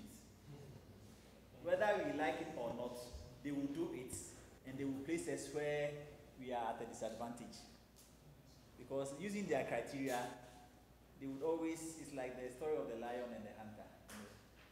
It says until the lions or the animals in the wild learn to write their own story, the hunter will always be victorious. So unless we begin to write our own stories, we are unable to get the. And you are librarians and you know all the tricks that go in there. You send the paper to somebody, the person tells you if the paper is not up to standard, because you are not a known person to that publisher. But if you attach that same paper to somebody who's a known person, the paper readily goes through and it's published. It happens all the time. The librarians, they know. You know all these things. So why is it that you are not helping publish your own institutional research within a platform that will allow you to be able to showcase the things you have? You see the point? So now, if we need to search for information about a person, that information must be coming from the institutional link. It must link back to the institution, and the institution must get marks so that when those people who want to rank everybody and rank even human beings walking around, when they do the ranking, you have points because you have backlinks, links that point back to where you have resources on the internet for people to access. So that's the other thing that we do. We do the database of vacancies and invitations. We provide training. We help you build your capacity, and we help you set up your platform. And then you begin to showcase the repository, the information that is coming from research coming from within your institution. Now the advantage of data of these places that you have that snippet from Google that you put in your configuration, and then Google will begin to crawl. They go through your platform and be taking off all the information that you produce, all the research findings that you are providing. Data will, Google will go through, and as Google goes through, when people search Google, they get them. So unlike this one, where we are not getting anything from him, if he had done or deposited his work in the institutional repository, you will realize that his name would have come up. His name would have come up, and the name will link to the article or content that he has provided in the repository. Okay, so there is a need for people to begin to show that just publishing to those people up there does not really help them. It does not really help them because access to the information they have is restricted to those who can buy the journal or those who subscribe to the journal. And how many institutions within our continent are able to subscribe to those journals? LCVA, JSTOR, World of Science, Science Direct, and all those things. How many of them? Do you know the cost for subscribing to them? I was sharing some very fantastic numbers. Where are they? You see you guys, where are they? The lady in charge of eLibrary. Here we are paying about, yeah, she's gotten out. Paying about 78,000 USD. 78,000 USD. And that is even on the consortial level. So the consortium is paying some percentage, and that is what the university has to pay. 78, or even if it's 70,000 US dollars per year.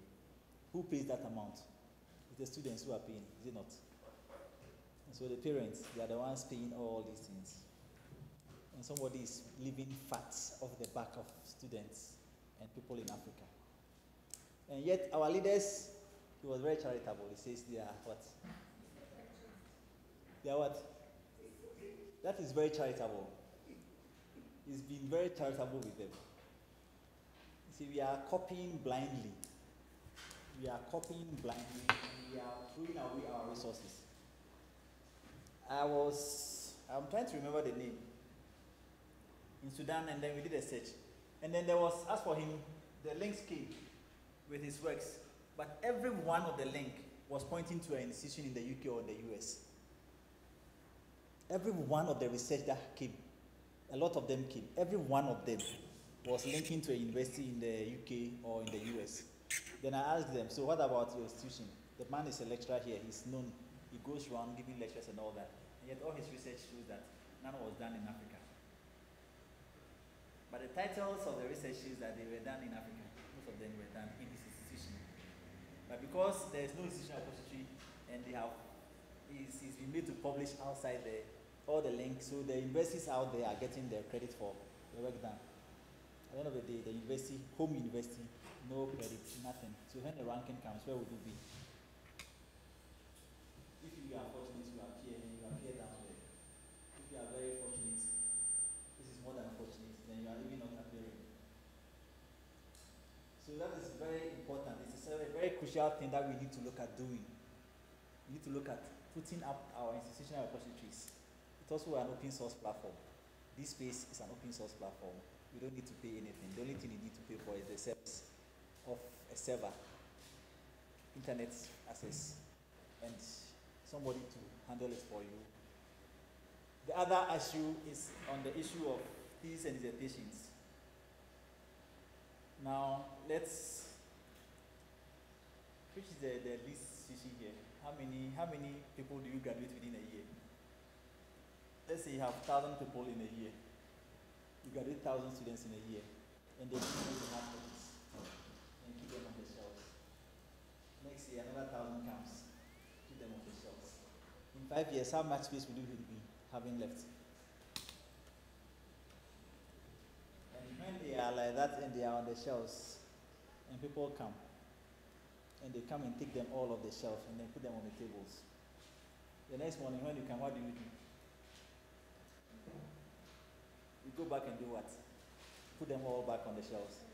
Why would you repeat that work? Why would you want to repeat that work? Every morning you come and harass yourself, pick all books off the shelves, table, and if there's one particular one, and you know there's always another one or two that are of high interest, and people want to use it. And so 10 people in a day wants to use that book, and the first person or two people pick up the book. How long would they have to wait to access the book whilst others are using the book? And then when they are so heavily used like that, they begin to tear. Pages begin to fly off. People are marking it. They are getting weak, and all those things. Then you now need to probably do a photocopy and rebound and all those things that you need to do. Clean it up. If you put that same content as an e-content and you put online, do you see how much effort you have saved yourself? If that same book is online and it's on the internet and it's accessible. Now, whether you are on holidays, whether the library is closed at night, you come in the morning, you don't file, 3 million people can access the same content, same time, and it doesn't get torn. See that advantage? You save yourself time. The time that you use every morning, 1 hour or so to shelve books, will not be there. You will use that time to sit down, upgrade your skills, go and teach other people. You're supposed to be knowledge managers, and I keep saying this, knowledge managers, manage knowledge, not data, all the time, books and information like that. You need to engage your user community. You need to engage the faculty. Let the faculty know that you are not sitting down as dumb people, not as dropouts from school. You are not school dropouts. You are not school dropouts. You are knowledge managers. I in the ICT, you are the ones there. I professionals. So this is what training we do. I'm going to show a few to you. And it is not something that we should be looking at as something that is very significant. Because now, in our libraries, I know some libraries even put them under lock and key, the thesis. You have to come and sign. You don't know what they do. Before I give you the thesis, and I'll tell you, don't photocopy, don't do this, don't. Why are we wasting our time? I keep asking, why do we waste our time doing those things? Keep them under lock and key. It says don't copy, don't photocopy. You can't write, you can't do this. When on the internet, I'm just going to show you, there are huge records, PhD thesis, masters, freely open, full text, everything is there. Then we are sitting in our small corners and we think we create knowledge and we want to sit on the knowledge and not make it available. Why would we want to harm ourselves like that? See, we are talking about plagiarism. That is why you think people should not be given access to their thesis. Is that not it? You think people will copy and present. But if I have a book hidden in the shelf somewhere, and I'm here, I want to present a thesis, I go to Visitema, I go and pick somebody's thesis that is there. That is not online. It's published. It's in a corner somewhere. Keep it. I come and copy everything and present as my own. how will my supervisor know that I've copied it from here? Is there a way of him finding out? But if it's online, and he does a Google, he can just Google a paragraph of my work. If the work is online, it will come out. It says this work is here. This portion at least is taken from here. You can now search for that book and see. Now you begin to see, oh, so chapter 1 is chapter 1, equal, 1 is 1, 2 is 2, oh, okay, 3 is 3. So this person is smart, he is good. Then he comes to defend, he says, okay, so where did you copy your work from? It's my own research. Then you now produce the original. And it happened in Ghana. It happened in Ghana. My own institution. You know, I think I've told you about this before. The person had just gone to present his thesis, and on the panel was the supervisor who did the first work. He supervised the first work. He was invited as an external examiner. So they sit down and the person begins to do his presentation. And it sounds so similar. It was just over familiar with the things, as if he was the one who has supervised the work. He knows this thing is coming. The next thing he's going to talk about is this one. Then he says, look, can we ask this gentleman to step out briefly? The gentleman is asked to go out. Now, among the panel, he tells them, this work looks like a work I have supervised in the other university. So can we ask this gentleman to go and come back next week? Because I want to go and do a cross-check, and I'll come back with an answer. So the gentleman is asked to suspend his presentation, his defense, come back the next week. And the time he came back, the guy has gone to bring back his first work, the one that he supervised at Legon, the architecture students. So now he's there. The work they have all gone through, they have seen that the guy has been so dumb, just change names. He didn't even try to restructure the sentences. So he comes in and he was, in Ghana, when you are sacked by a public university, for the next 5 years, no other university will pick you. I don't know whether they have changed a lot, but that was how it was. Now we have a lot of private institutions, so when the public universities sack, you can just go to the private universities. But with that time, it was the public universities were just about 8, and you can't get another admission until some years have passed. So now they found out this guy, and he was sacked.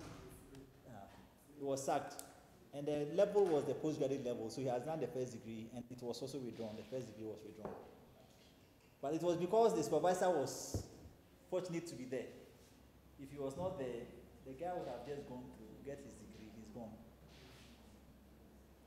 A lot of institutions in Africa cannot pay for Turnitin because Turnitin is expensive. But if you could pay for Turnitin, it is something we need to deploy on our platforms. Then every student is asked to submit his final work to Turnitin. Now Turnitin will go through and underline, line by line. If you have a phrase, you have a line that was copied from somewhere, Turnitin will point to you and say that this line is a repetition of this line. And then at the end of it, it will give you a rating index.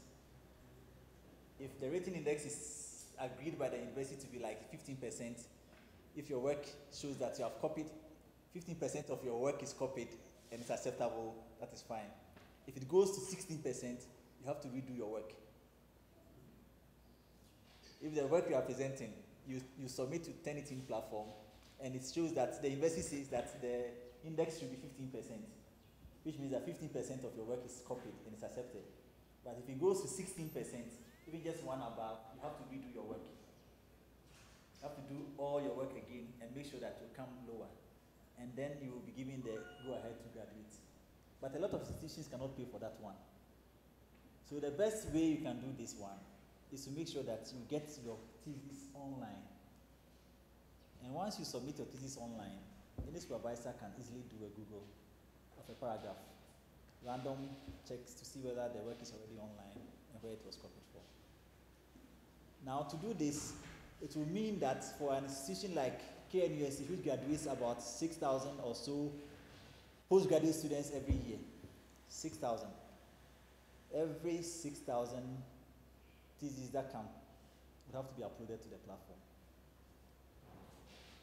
Now it's e-content. So instead of the library now accepting books, 6,000, 1 year, another year, 6,000, 12, another year, 6,000, 18, another year, 24, we are going 30. It won't happen. Because 10,000 theses would have covered half of this room, and now we will be putting them as what we call them, in the corridors. And I know a lot of things are like that. You see them in the corridors. They are being used as chairs for people to sit on. Others, they are using them as ladders to get to higher tops of the. And those things, they are just locking information. They are locking information. Nobody has access to use them. So we are taking the steps necessary to make sure that our research work at the postgraduate level is also seen on the internet. And people would see how much research we are doing at the institutional level. And then when it comes to ranking, we will get the backlinks to upgrade our levels in the ranking. So please do not hide thesis. We are knowledge managers. Teach them to use it properly. And again, it now comes to you again as knowledge management to teach the lecturers or supervisors how to do simple searching to see whether the person has copied the work or has not copied the work. But they can only see the work has been copied if the work is available online. If it's not available online and it's hidden somewhere in the corner, nobody will get to know that this work has been copied from somebody's work. So as knowledge management, again, I say please go and teach your students to use it properly, make it accessible to them. They can copy. Let them copy, let them photocopy, but tell them please do not present this framework the way you have copied it. Get the concepts and write in your own words. It's better than to copy and be caught. So there's a lot of work we need to do. That is why you need to stop shelving books. You need to stop shelving books and engaging in your community. Let me show you something.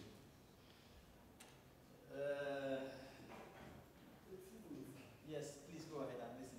The issue of sharing the book, I think, is very important also. Because we are still buying the hard copies. If they are not shared well, it will not be a good thing. But you see, the point I made earlier on is the fact that if you notice, students come to your library and the books are they are not using the book. The books are on the shelves. They are looking for spaces to sit. And in fact, I went outside, I realized there was a library they had cleared almost the entire. The place they have cleared was like the whole library here.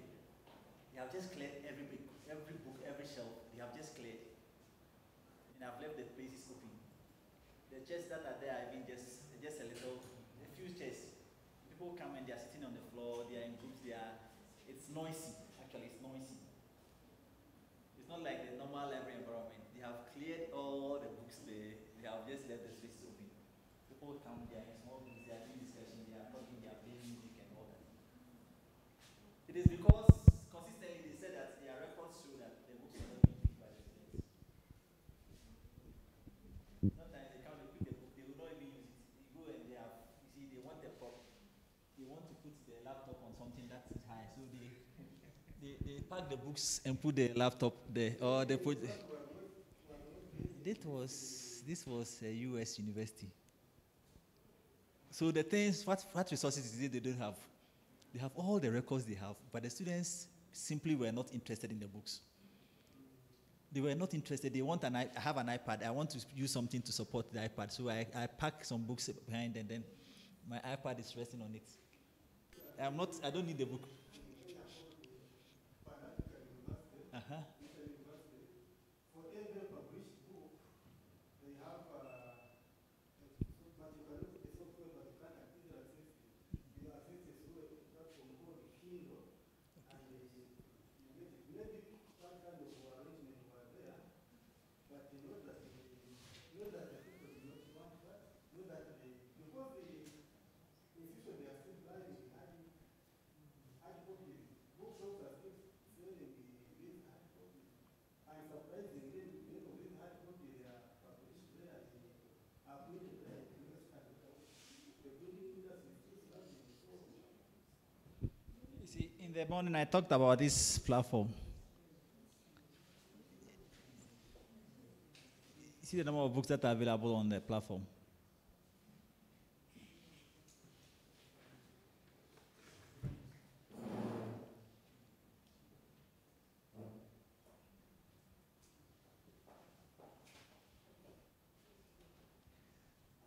46 million.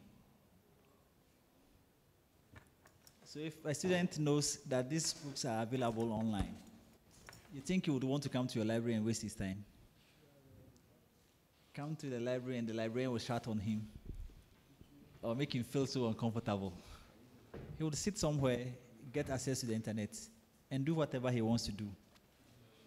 Okay, so the libraries must begin to look at the issue of getting off hard copy books and getting the institutions to support the purchase of e-content.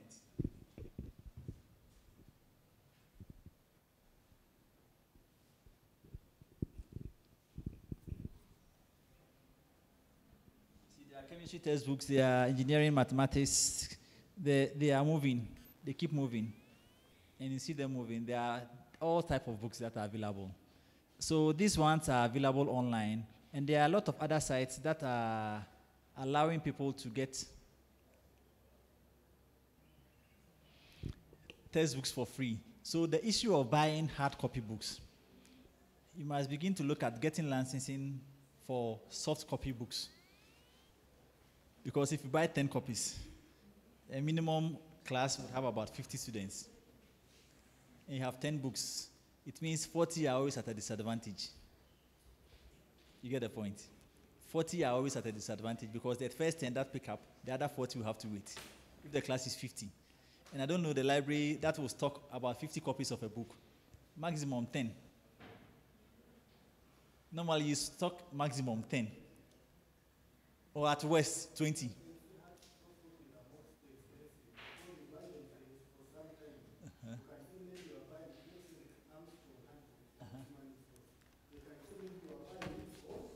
Okay. Mm-hmm. Okay. Okay.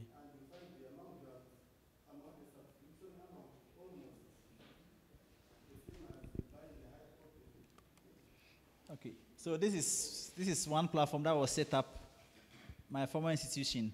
Now you realize that they have the breakdown of there are 8,225 theses. And these theses are full text. They are full text.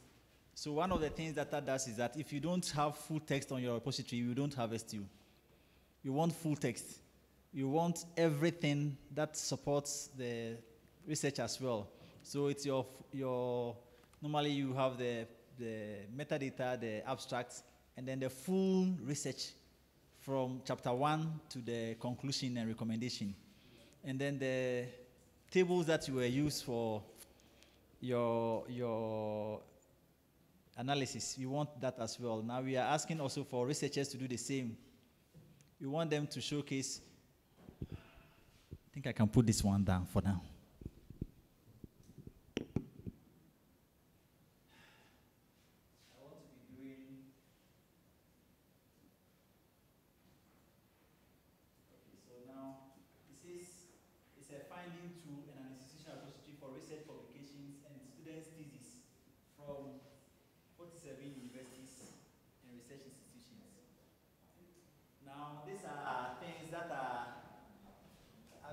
That you can search, you can browse, and they are full text content material. Full text content material.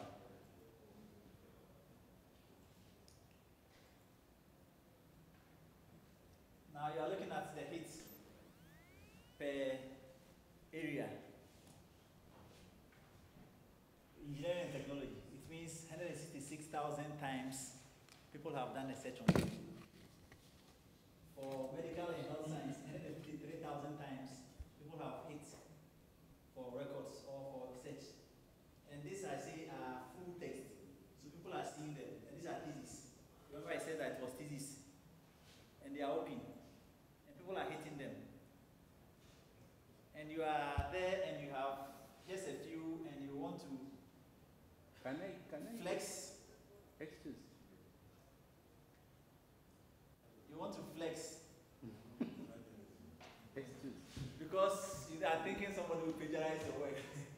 Now he goes online, he gets even better ones For a first degree, I can get a PhD and scale it down and present as my own.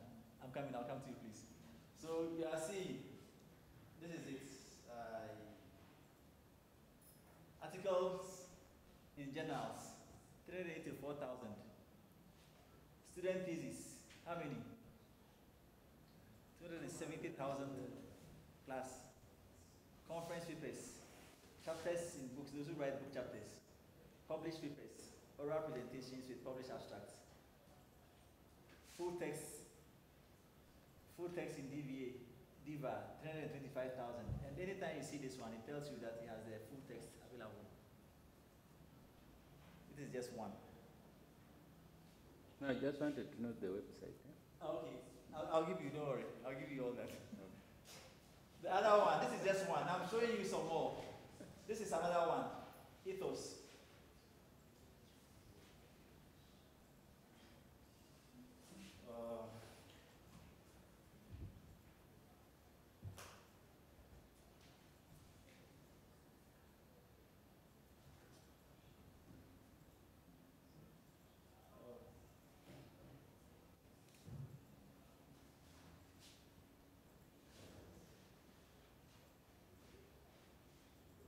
See this one? At this level.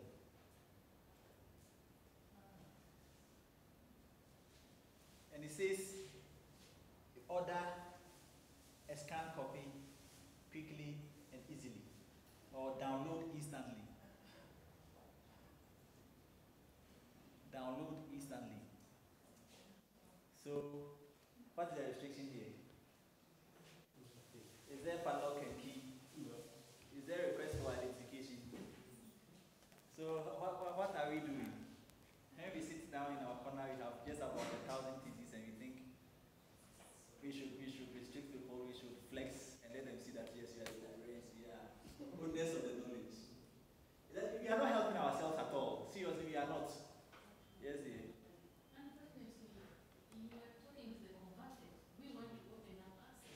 You have not. I'm not talking to the converted. Yeah, the creators of knowledge are saying. No, I'm not talking to the converted, because if you are converted, you will make this noise I'm making there, out there. We have, and we have not succeeded because we are not the creators of knowledge. They are saying, my work. My work. So, we are only saying we can give you a number, we say we keep it away from. You know why they are saying that? No, let me tell you. You know why they are saying that? You know, some of them have used that same work and gotten promotion. But if you subject it to analysis, it's a plagiarized work. I'm just being frank with you. Did you hear of the German minister who had his PhD withdrawn when he was a minister? Years after he had finished school, the PhD was withdrawn because he was found to have plagiarized his work.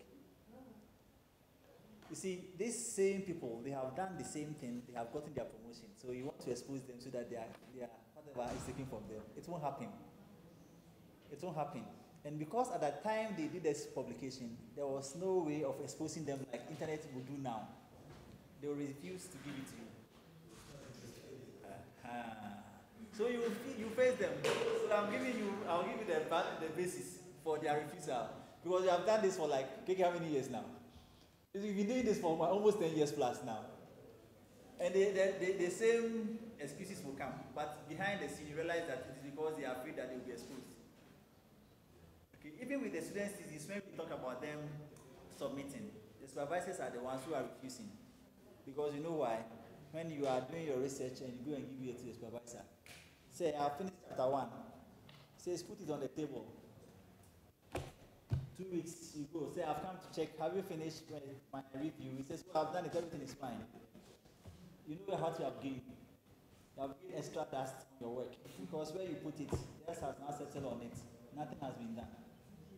Now, if you put that same work on the internet, somebody who knows him would see that this is the kind of work you supervise, and you say you are an expert in the field.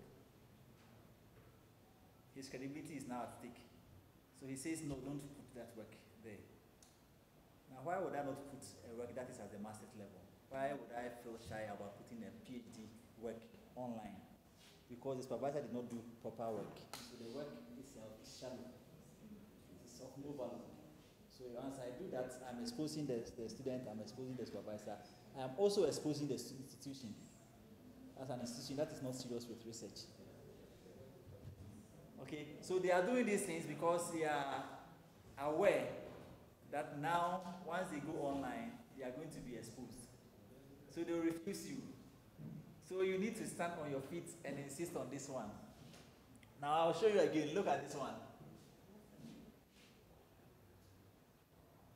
You see this in here?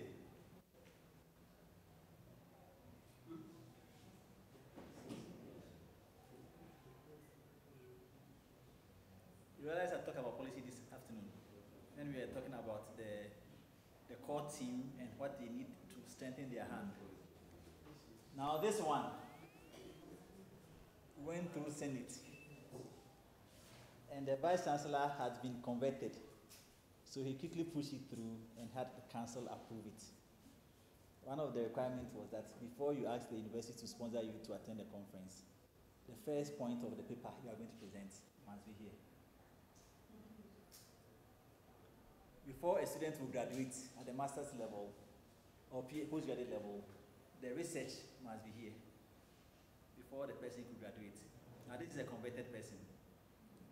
University Council has agreed and has approved the repository's policy. It is shown there on the repository platform. Everybody reads it. And if I come to your department and I say, give me all your PhD thesis, and you refuse, I can take you on. I can report you to the council.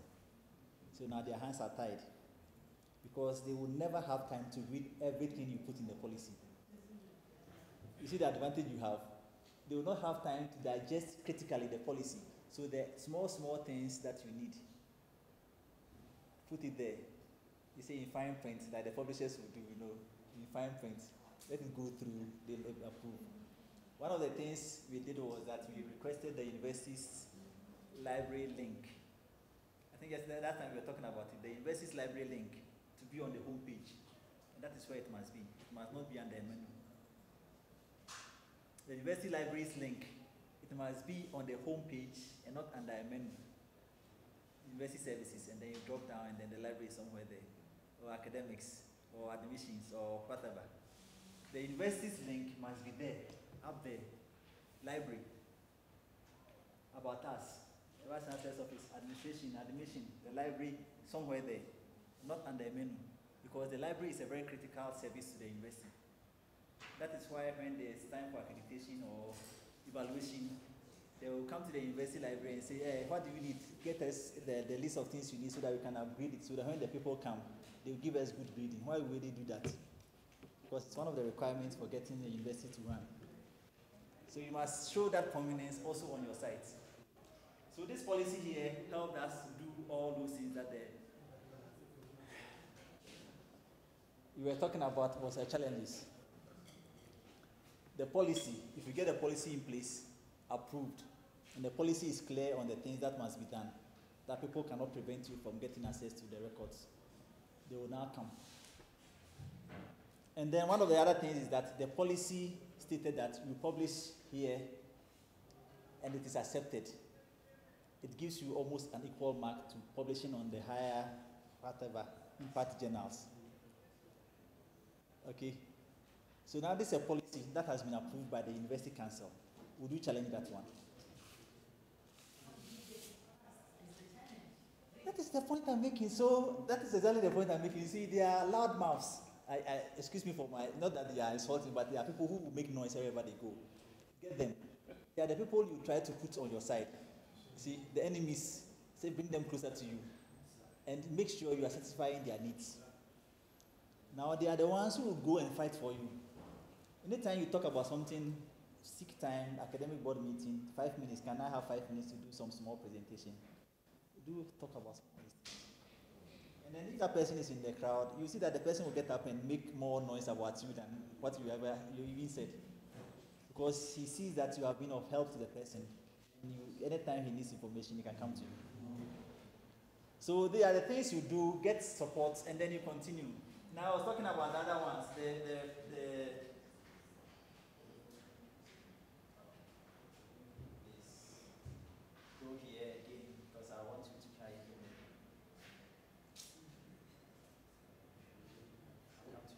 now this is 480,000 doctoral theses, and you can download them instantly for your research.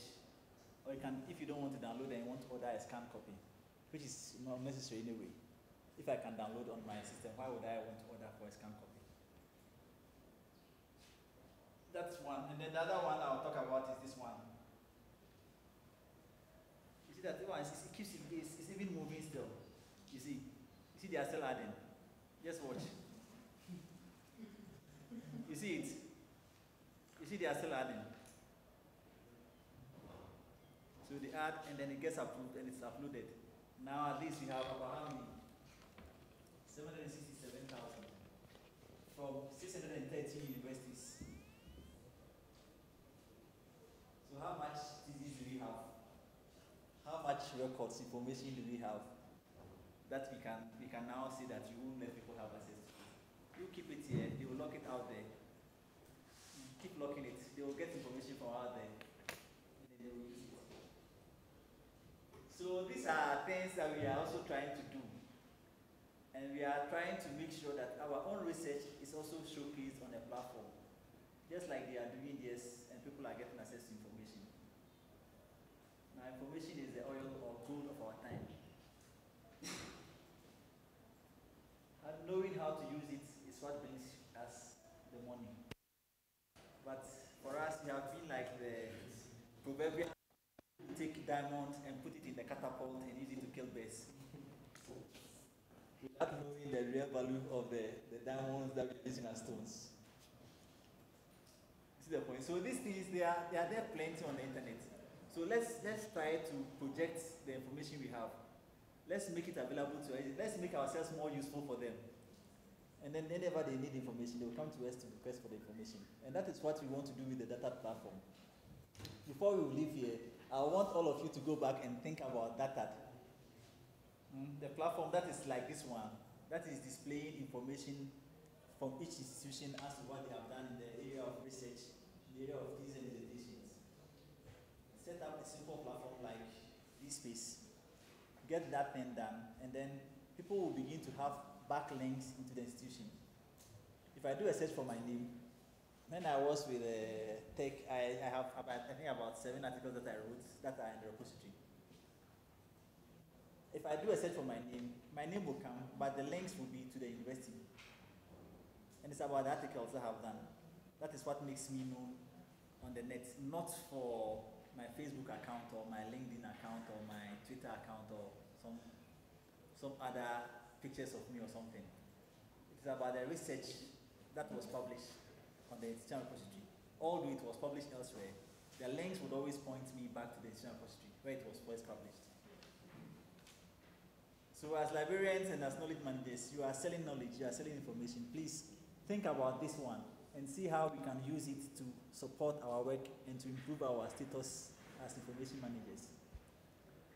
I did ask a few lecturers who were compliant at that time to submit their work to me so that I will upload. They were compliant because they had done the right thing. I did upload for them. Then I said, let's track the hits, the number of times people are downloading your records. And they saw it going like, and that's what they want. They want citation. They want visibility. And on the repository, it was just going like that. This time, you see, when we did the first one, did you see the number of, they were showing you the number of hits per area. If you break it down, you will see the people whose articles have been researched, have been downloaded, have been hit, reread several times. And it's all there. It's all there. It's still going. They keep changing. They'll keep changing, they're adding. Because 613 universities, if every day one of them is adding 2 or 3, then they are consistently graduating. And they are from 28 different countries. 28 countries. So they are doing that. It will continue, and by the time we come back in about a day or 2, this number has changed. Because that's when they get approved, the number gets up. And it's loading. All the time I loaded I'm talking, it's still going. You see it's going. So let's begin to also show our platforms, the libraries. Let's begin to do these things. Let's have a platform that is online. We can go to sleep. We can go for long breaks. because the information will still be accessible. The information will always be accessible. Nobody will call you at 2 a.m. and say, please come and open the library for me because I need to do research. I've had a new idea. It won't happen. It won't happen. You don't need to be there. They will find a way to get access to the information and use it. Let's stop putting locks and keys and the restrictions on access to information. It won't help anyone. So that is what data does, in a way. That is what data does. So again, I would want us to think, reflect back, especially in your case, a situation where you can use, do I have access to, let me check and see.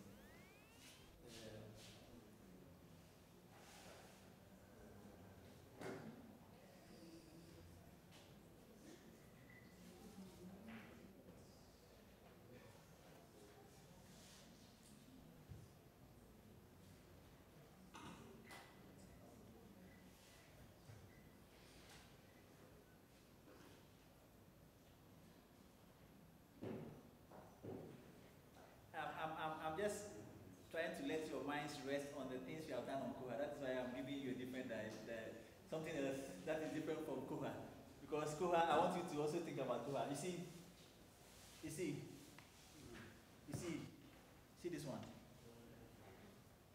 This is not textbooks. It's like the material you were talking about, the archival content. It's there. And then they have a gray literature. Ones that you cannot classify as books, you don't know how to place them. They have them there, but this one, it's about their heritage, things about the history and stuff like that, and they have it there. That's University of Rwanda. Yes, that's this space. Configured for University of Rwanda. So you can use a platform like this one, and people will not need to install virtual client side on their machines to be able to access. These ones, I'm accessing them from the browser. That's the advantage that KOHA also has. I'm just accessing them from the browser. So anywhere I am, I can just... One clarification. Our archives can be accessed by the browser. By the browser? Yes.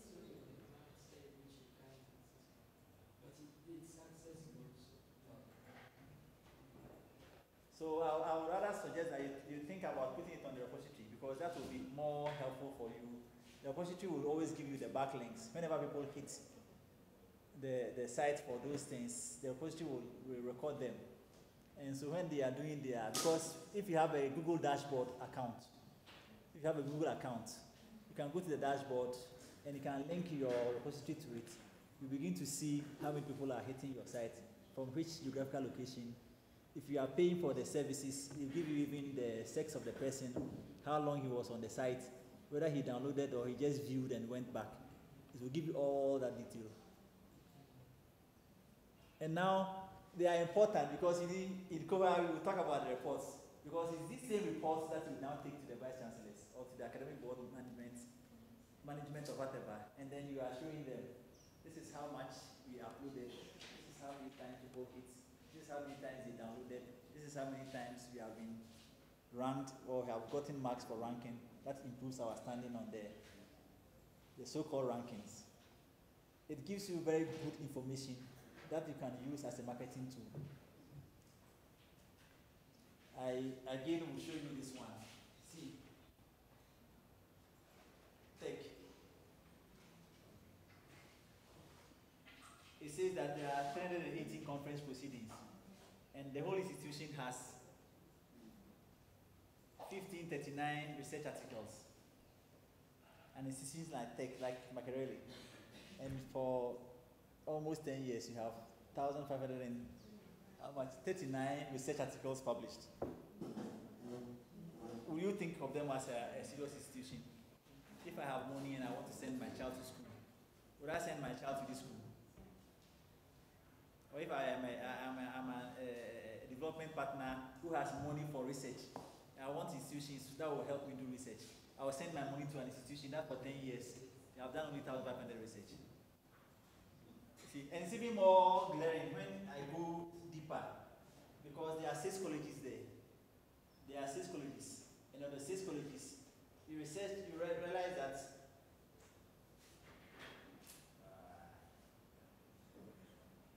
of the 6 colleges that add up to the 1539, the College of Engineering, has done how many research? 85. A whole 10-year period, 85 research articles. So what are the lecturers there doing? College of Engineering, that is one of the backbone colleges for it is Kwame Nkrumah University of Science and Technology. So it is basically the College of Science, College of Engineering, and then College of Agric and Natural Resources. They are the basis for the establishment of the university. And they have whole College of Engineering, 85, whereas the library that has just about endless staff has 40 articles there. So at a glance, you see the Vice Chancellor is able to see how much of his staff are doing research. And any person who wants to do collaboration will know how much relevant this institution will be to my collaboration request. You see the point? So these are ways that you can help in a way to fine-tune your quality assurance, but also market yourself in the institution. The researchers whose work are here, they will tell you they are happy now.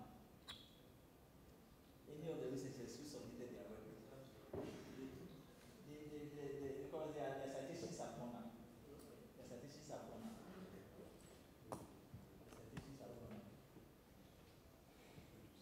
So there are ways we can, help ourselves as librarians.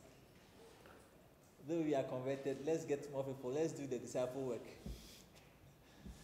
Get more people to be on our side. We can do these things by doing. You see, like I did, I asked the name. So you go to the person, say, okay, please let's do a search and see how popular you are. And then when you are doing the search, you are not looking for results from Facebook or LinkedIn or Twitter. You want research that showcases your research. The results must give us the things you have published. And so like we did for the professor, nothing. So you tell him, so now that's how people are seeing you. People are looking for you, and you are not seen because your work is not there. This is not magic. This is straightforward. It's straightforward.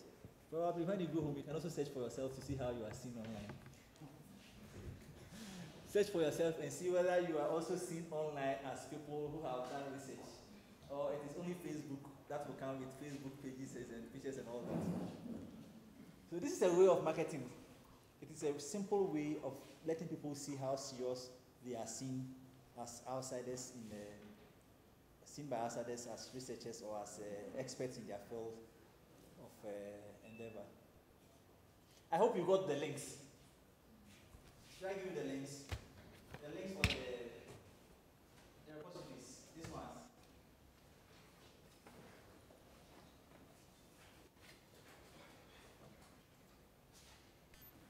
Ethos, E-T-H-O-S.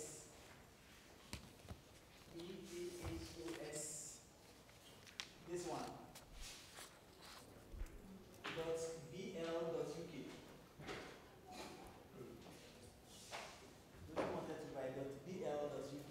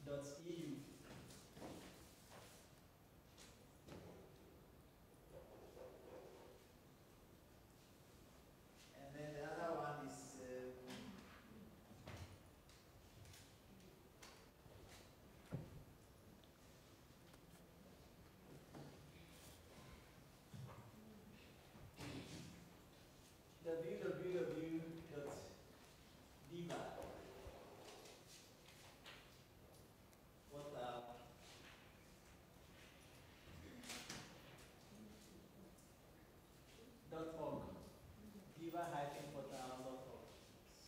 I'll give you more to if I remember. I'll put the list together. There's a huge, this one can give to your students as well as your faculty guys who want to do research. They're all there, they are free, available once you have internet. So that is that. And that is the reason why, as librarians, we must stop wasting our time with shelves, filing of books, and engage. Okay. Engage our constituents now. Right, our day has come to an end. I won't take any questions. If you have a question, you can ask, but I won't answer. I hope the day has been a bit useful for us so far. I hope I have not bored you too much with talking.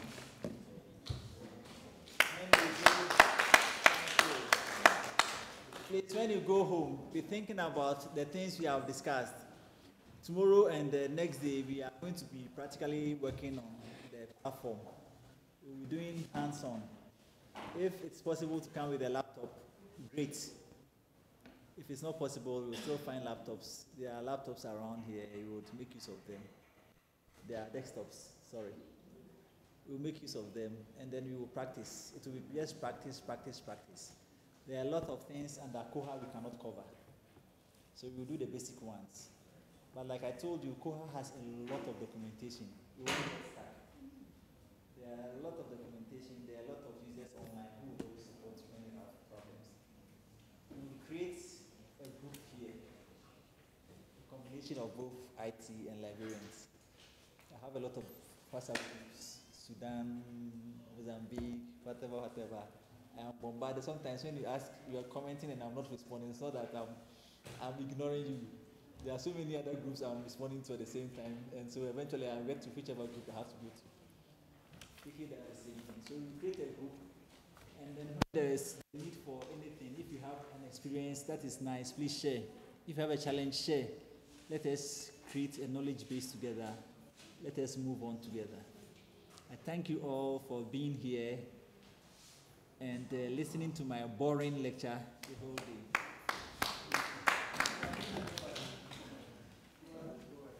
I know I'm very, very boring.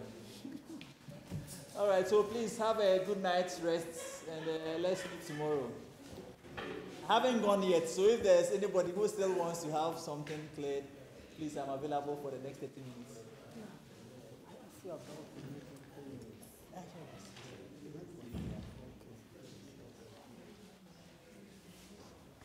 Librarians, you are great. You have a lot of work to do. So let the faculty